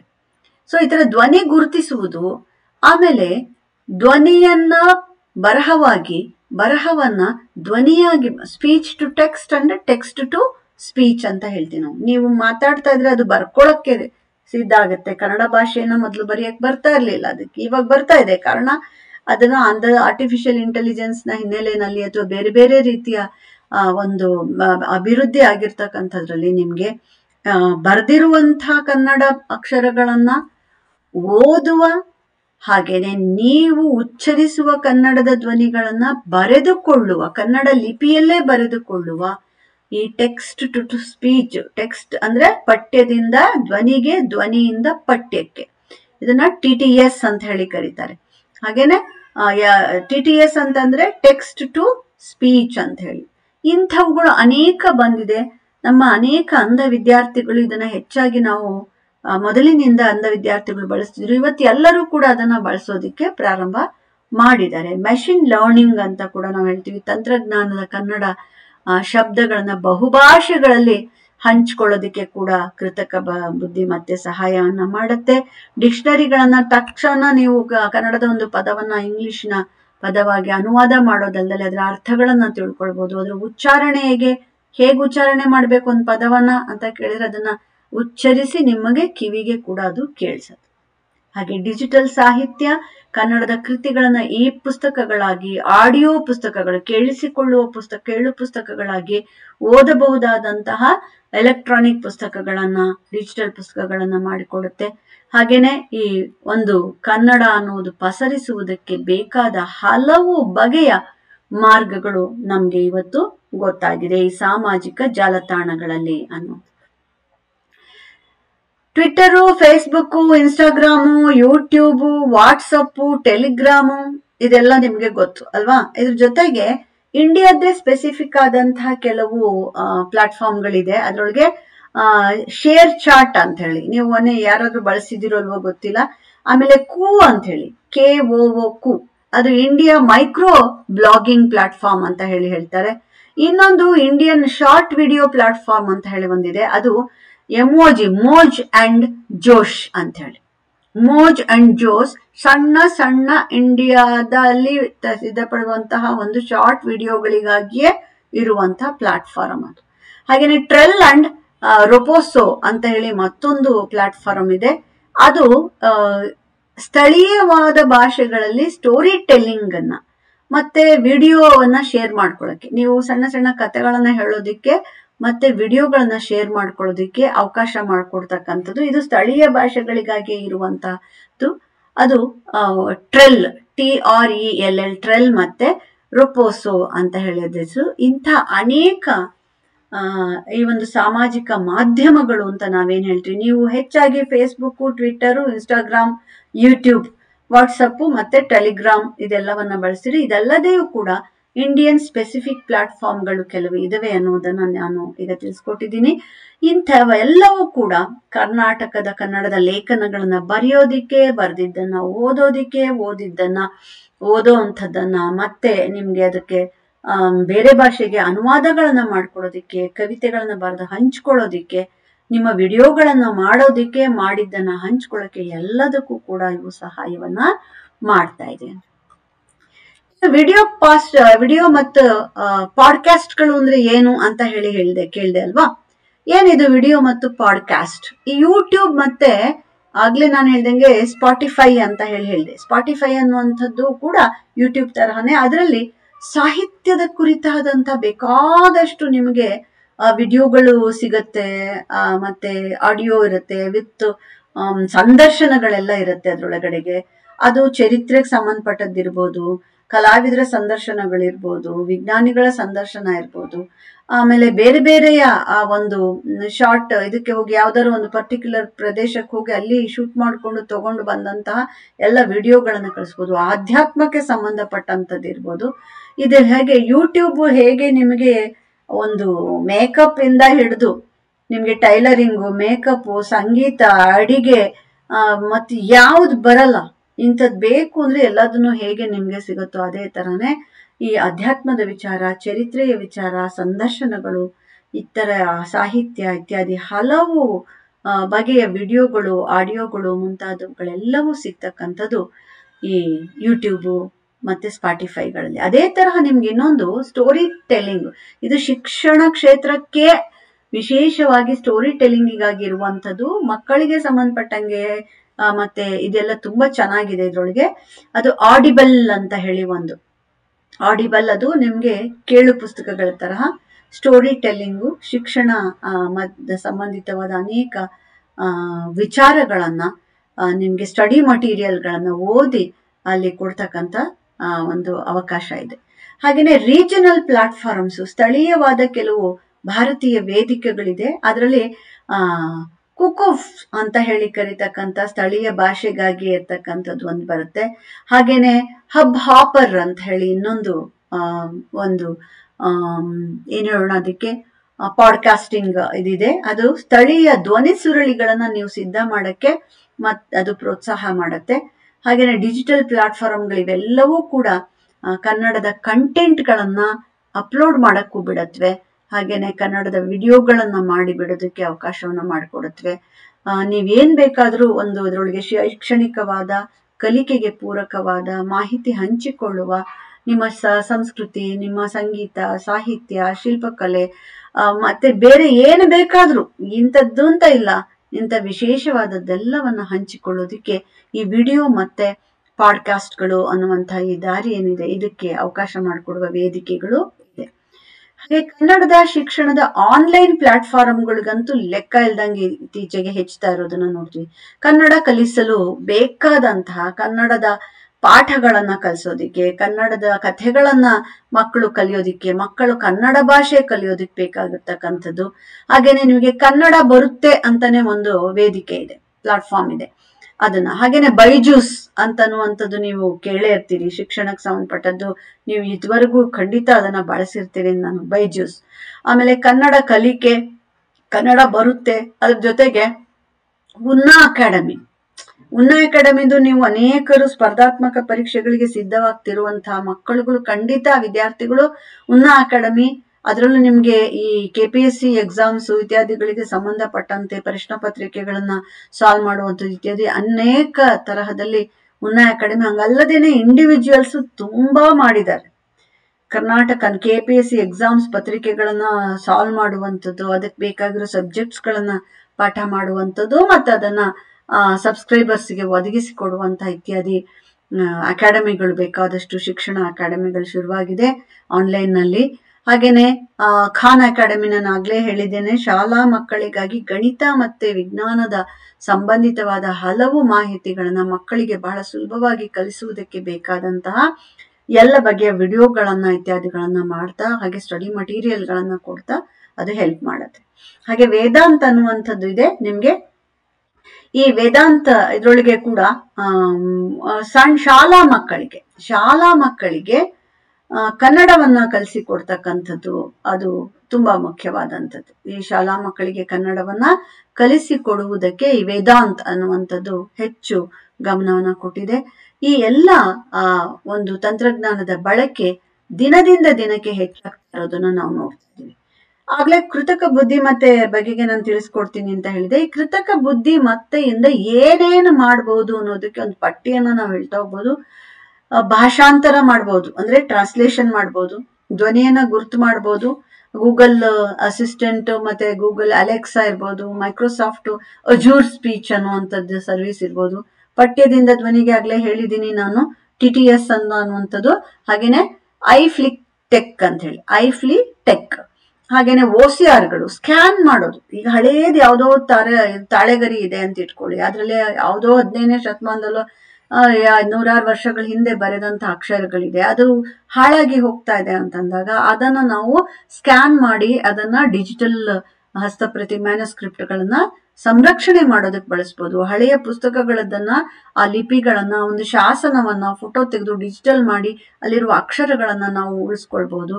ಹೀಗೆ OCR ಅನ್ನುವುದು ಹೇಗೆ ಇದೆಯೋ ಹಾಗೆ ಒಂದು ಚೂರು ವ್ಯತ್ಯಾಸ ಮಾಡಿದೆ ಅದನ್ನ ಅದ್ಭುತವಾಗಿ ಸ್ಕ್ಯಾನ್ ಮಾಡಿ ಕೊಡ್ತಾ ಹೋಗುತ್ತೆ. ಇಂತಹ ಹಳೆಯ ಅನೇಕ ಬರಹಗಳನ್ನೆಲ್ಲ ನಾವು ಸಂರಕ್ಷಣೆ ಮಾಡ್ಕೊಳ್ಳೋದಿಕ್ಕೆ, ಸಂಸ್ಕರಣೆ ಮಾಡ್ಕೊಳ್ಳೋದಿಕ್ಕೆ, ಮತ್ತೆ ಅದನ್ನ ಹಂಚಿಕೊಳ್ಳೋದಿಕ್ಕೆ ನಮ್ಗೆ ಈ OCR, ಅದನ್ನ ಆಪ್ಟಿಕಲ್ ಕ್ಯಾರೆಕ್ಟರ್ ರೆಕಗ್ನಿಷನ್ ಅಂತ ಹೇಳ್ತೀವಿ. ಅದು ಅದ್ಭುತವಾಗಿ ಯಾವುದೇ ತರಹ ಲಿಪಿಯಲ್ಲಿರ್ಲಿ ಆ ಆಪ್ಟಿಕಲ್ ಕ್ಯಾರೆಕ್ಟರ್ ರೆಕಗ್ನೈಸ್ ಮಾಡುವಂತ ಶಕ್ತಿ ಈ OCR ಅಂತ ಅನ್ನುವಂಥದ್ದು ಏನಿದೆ ಅಂತ ತಂತ್ರಜ್ಞಾನ ಬಳಸ್ಕೊಂಡು ನಾವು ಇವತ್ತು ಬೇಕಾದಷ್ಟು ಆಲ್ ಓವರ್ ಇಂಡಿಯಾ ಇಂಥ ಸಂರಕ್ಷಣಾ ಕೆಲಸವನ್ನ ನಾವು ಮಾಡ್ತಾ ಇದ್ದೇವೆ. ಅಂಥದ್ದು ಬೇಕಾದಷ್ಟು ಸ್ಕ್ಯಾನ್ ಮಾಡಿ ಆಮೇಲೆ ಡಿಜಿಟಲ್ ಪುಸ್ತಕ ರೂಪಗಳಲ್ಲಿ ಡಾಕ್ಯುಮೆಂಟ್ಸ್ ರೂಪದಲ್ಲಿ ಅವುಗಳನ್ನ ಅನೇಕರಿಗೆ ಹಂಚಿಕೊಳ್ಳೋಕೆ ಅವಕಾಶವೂ ಕೂಡ ಇದೆ. ಮತ್ತೆ ಯಂತ್ರಾಭ್ಯಾಸದಿಂದ ಮೆಷಿನ್ ಲರ್ನಿಂಗ್ ಅಂತ ಹೇಳಿ ಬೇಕಾದಷ್ಟನ್ನ ಕಲಿತುಕೊಳ್ಳುವುದಕ್ಕೂ ಕೂಡ ಇದರ ಮುಖಾಂತರ ಸಹಾಯ ಆಗತ್ತೆ. ಹೀಗೆ ಬಹು ಭಾಷೆಯಲ್ಲಿ ಈ ಕೃತಕ ಬುದ್ಧಿಮತ್ತೆ ಇವತ್ತು ನಮಗೆ ಸಹಾಯವನ್ನ ಮಾಡ್ತಾ ಇದೆ. ನ್ಯಾಚುರಲ್ ಲ್ಯಾಂಗ್ವೇಜ್ ಪ್ರೊಸೆಸಿಂಗ್ ಅನ್ನೋದನ್ನ NLP ಅಂತ ಹೇಳಿ ಕರೀತಾರೆ. ಮೆಷಿನ್ ಲ್ಯಾಂಗ್ವೇಜ್ ಅನ್ನ ML ಅಂತ ಹೇಳಿ ಕರೀತಾರೆ. ಸ್ಪೀಚ್ ರೆಕಗ್ನಿಷನ್ ಅನ್ನುವಂಥದ್ದು ಇವೆಲ್ಲವೂ ಕೂಡ ವೇದಿಕೆಗಳು ಮತ್ತೆ ಈ AI ನಮಗೆ ಒದಗಿಸಿರುವಂತಹ ಭಾಷೆಗೆ ಸಂಬಂಧಪಟ್ಟಂತಹ ಸಾಧನಗಳು ಆಗಿವೆ. ಪ್ರೀತಿಯ ವಿದ್ಯಾರ್ಥಿಗಳೇ, ಯಂತ್ರಾನುವಾದ ಅನ್ನುವುದಕ್ಕೆ ನಿಮ್ಗೆ ಗೂಗಲ್ ಟ್ರಾನ್ಸ್ಲೇಷನ್ ಅಂತ ಅನ್ನೋದು ಗೊತ್ತಿದೆ. ದಾಖಲೆಗಳನ್ನ ಟ್ರಾನ್ಸ್ಲೇಟ್ ಮಾಡಬಹುದು. ಕೈ ಮುಂದೆ ಇಟ್ಕೊಂಡಿರೋದು ಕನ್ನಡದಿದ್ರೆ ಅದನ್ನ ಇಂಗ್ಲಿಷಲ್ಲಿ ಟ್ರಾನ್ಸ್ಲೇಟ್ ಮಾಡಿದ್ರೆ ಇಂಗ್ಲಿಷಲ್ಲಿ ಕಾಣಿಸುತ್ತೆ ನಮ್ಗೆ. ಅದ್ರದ್ದೇನೆ ಒಂದು ಬೋರ್ಡ್ ನಿಮ್ಗೆ ಓದಕ್ ಬರ್ತಾ ಇಲ್ಲ, ತಮಿಳ್ ಬೋರ್ಡ್ ಇದೆ ಅಂತಂದ್ರೆ ನೀವು ಅದನ್ನ ಸ್ಕ್ಯಾನ್ ಮಾಡ್ಕೊಂಡಿದ ತಕ್ಷಣ ಕನ್ನಡದಲ್ಲಿ, ಕನ್ನಡ ಲಿಪಿಲಿ ಅದನ್ನ ತೋರ್ಸಂದ್ರೆ ತೋರ್ಸುತ್ತೆ. ಹೀಗೆ ಇದನ್ನ ಲಿಪ್ಯಂತರ ಅಂತ ಕೂಡ ಕರಿತೇವೆ ನಾವು. ದಾಖಲೆಗಳು, ವೆಬ್ಸೈಟ್ಗಳು, ಪಠ್ಯಗಳು, ಈ ಏನನ್ನ ಒಂದು ಫೋಟೋವನ್ನ ತೆಗೆದು ಒಂದು ದಾಖಲೆದು ನೀವು ಅದನ್ನ ಟ್ರಾನ್ಸ್ಲೇಟ್ ಮಾಡಿ ಕೊಡು ಅಂತಂದ್ರೆ ಅಲ್ಲೇನೆ ನಿಮ್ಗೆ ಓದೋದಕ್ಕೆ ಕೂಡ ಅವಕಾಶ ಮಾಡಿಕೊಡುತ್ತೆ ಗೂಗಲ್ ಟ್ರಾನ್ಸ್ಲೇಷನ್. ಜೊತೆಗೆ ಇಂಡಿಕ್ ಟ್ರಾನ್ಸ್ಲಿಟರೇಷನ್ ಅಂತ ಹೇಳಿ, ಈಗ ತುಂಬಾ ಜನಕ್ಕೆ ಏನಂದ್ರೆ ಕನ್ನಡ ಸ್ಪೀಡ್ ಇರಲ್ಲ ಟೈಪ್ ಮಾಡಕ್ಕೆ ಅಂತಂದಾಗ ಅವರು ಈ ರೋಮನ್ ಲಿಪಿಯನ್ನ ಬರೆಯೋದ್ರಲ್ಲಿ ತುಂಬಾ ಫಾಸ್ಟ್ ಇರ್ತಾರೆ. ಇಂಗ್ಲಿಷಿನಲ್ಲಿ ಬರೆಯೋದಿಕ್ಕೆ ಅವ್ರಿಗೆ ಅದು ನಾವು ಬರೀತಿರೋದು ಇಂಗ್ಲಿಷ್ ಅಕ್ಷರ ಬಾರ್ದು ಕೂಡ ಅದು ತಕ್ಷಣವೇ ಅದನ್ನ ಕನ್ನಡಕ್ಕೆ ಟ್ರಾನ್ಸ್ಲೇಟ್ ಕನ್ನಡ ಲಿಪಿಗೆ ಅದು ಟ್ರಾನ್ಸ್ಲಿಟರೇಷನ್. ಲಿಟರೇಷನ್ ಅಂದ್ರೆ ಏನು? ಲಿಪ್ಯಂತರ, ಭಾಷಾಂತರ ಅಲ್ಲ. ಭಾಷಾಂತರನು ಮಾಡತ್ತೆ. ಲಿಪ್ಯಂತರ ಮಾಡು ಅಂತಂದ್ರೆ ನನ್ಗೆ ಕನ್ನಡವನ್ನ ಕನ್ನಡದಲ್ಲಿ ಟೈಪ್ ಮಾಡಕ್ ಆಗ್ತಾ ಇಲ್ಲ ನನ್ನ ಮೊಬೈಲ್ ಅಲ್ಲಿ ಅಂತಂದಾಗ ನೀವು ಇಂಗ್ಲಿಷ್ ನಲ್ಲೇ ಟೈಪ್ ಮಾಡ್ತಿರೋದು ಕನ್ನಡದಲ್ಲಿ ಟೈಪ್ ಮಾಡ್ಕೊಳತ್ತೆ. ಸೊ ಹಾಗಾಗಿ ಅದನ್ನ ಇಂಡಿಕ್ ಟ್ರಾನ್ಸ್ಲೇಷನ್ ಅಂತ ಹೇಳಿ ನಾವು ಹೇಳ್ತೀವಿ. ಗೂಗಲ್ ಇನ್ಪುಟ್ ಟೂಲ್ಸ್ ಅದಕ್ಕೆ ಸಹಾಯ ಮಾಡುತ್ತೆ. ಆಮೇಲೆ ರೋಮನ್ ಲಿಪಿಯನ್ನ ಕನ್ನಡ ಲಿಪಿಗೆ ಲಿಪ್ಯಂತರಿಸಿ ಅದ್ಭುತವಾಗಿ ಕೊಡುತ್ತೆ. ಕೆಲವು ಕಷ್ಟದ ಅಕ್ಷರಗಳು ತಪ್ಪಾಗತ್ತೆ, ಕೇರ್ಫುಲ್ ಆಗಿ ನೀವು ಮಾಡ್ಬೋದು. ಅಮೆಝಾನ್ ಟ್ರಾನ್ಸ್ಲೇಷನ್ ಇದಂತೂ ನಿಮಗೆ ಏನಾದ್ರೂ ಮಾರುಕಟ್ಟೆಯಿಂದ ಕೊಂಡ್ಕೋಬೇಕಾದ್ರೆ ಅಮೆಝಾನ್ ಇದ್ರೊಳಗೆ ನೀವು ನಿಮ್ಮ ಒಂದು ಗ್ರಾಹಕರು ಇಂಥದ್ದು ಬೇಕು ಅಂತ ಹೇಳಿ ಬರಿಬೇಕಾದಾಗ ನೀವು ನಿಮ್ಮ ಭಾಷೆಯಲ್ಲೇ ಬರಿಬೋದು, ಕನ್ನಡದಲ್ಲಿ ಬರಿಬೋದು.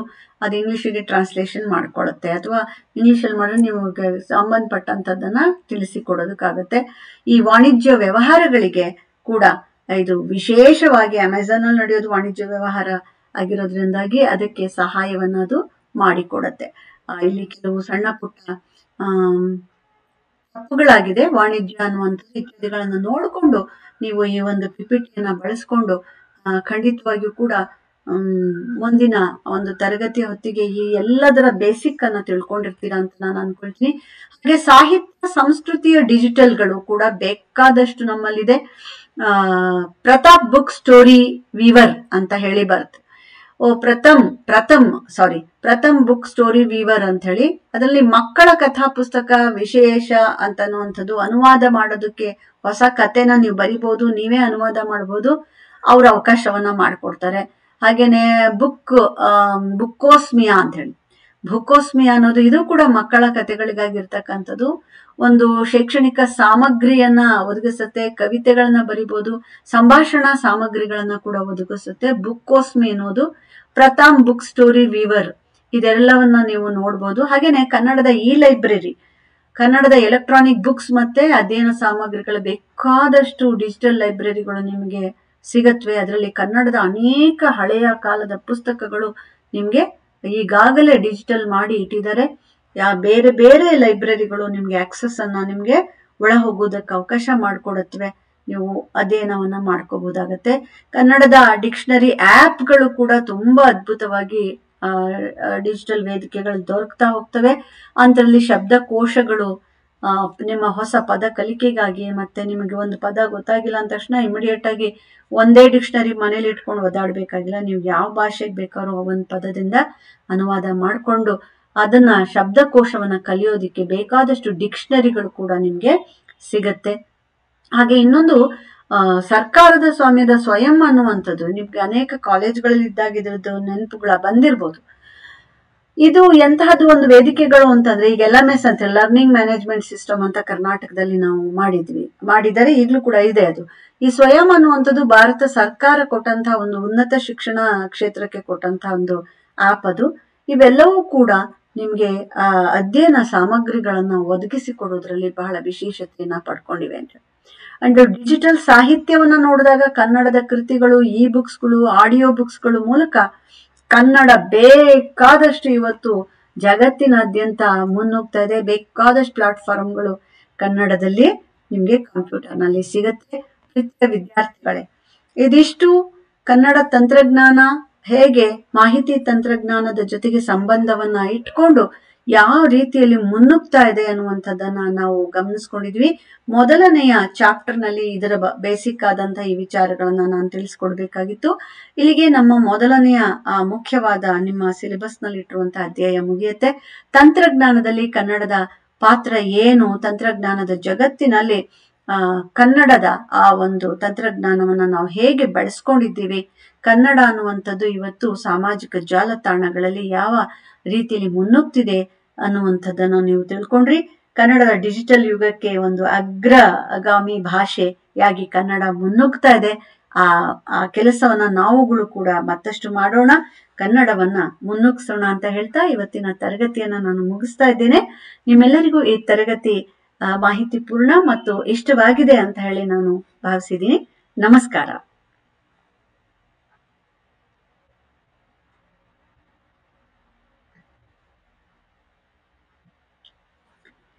ಮತ್ತೆ ಮುಂದಿನ ತರಗತಿಯಲ್ಲಿ ಭೇಟಿಯಾಗೋಣ.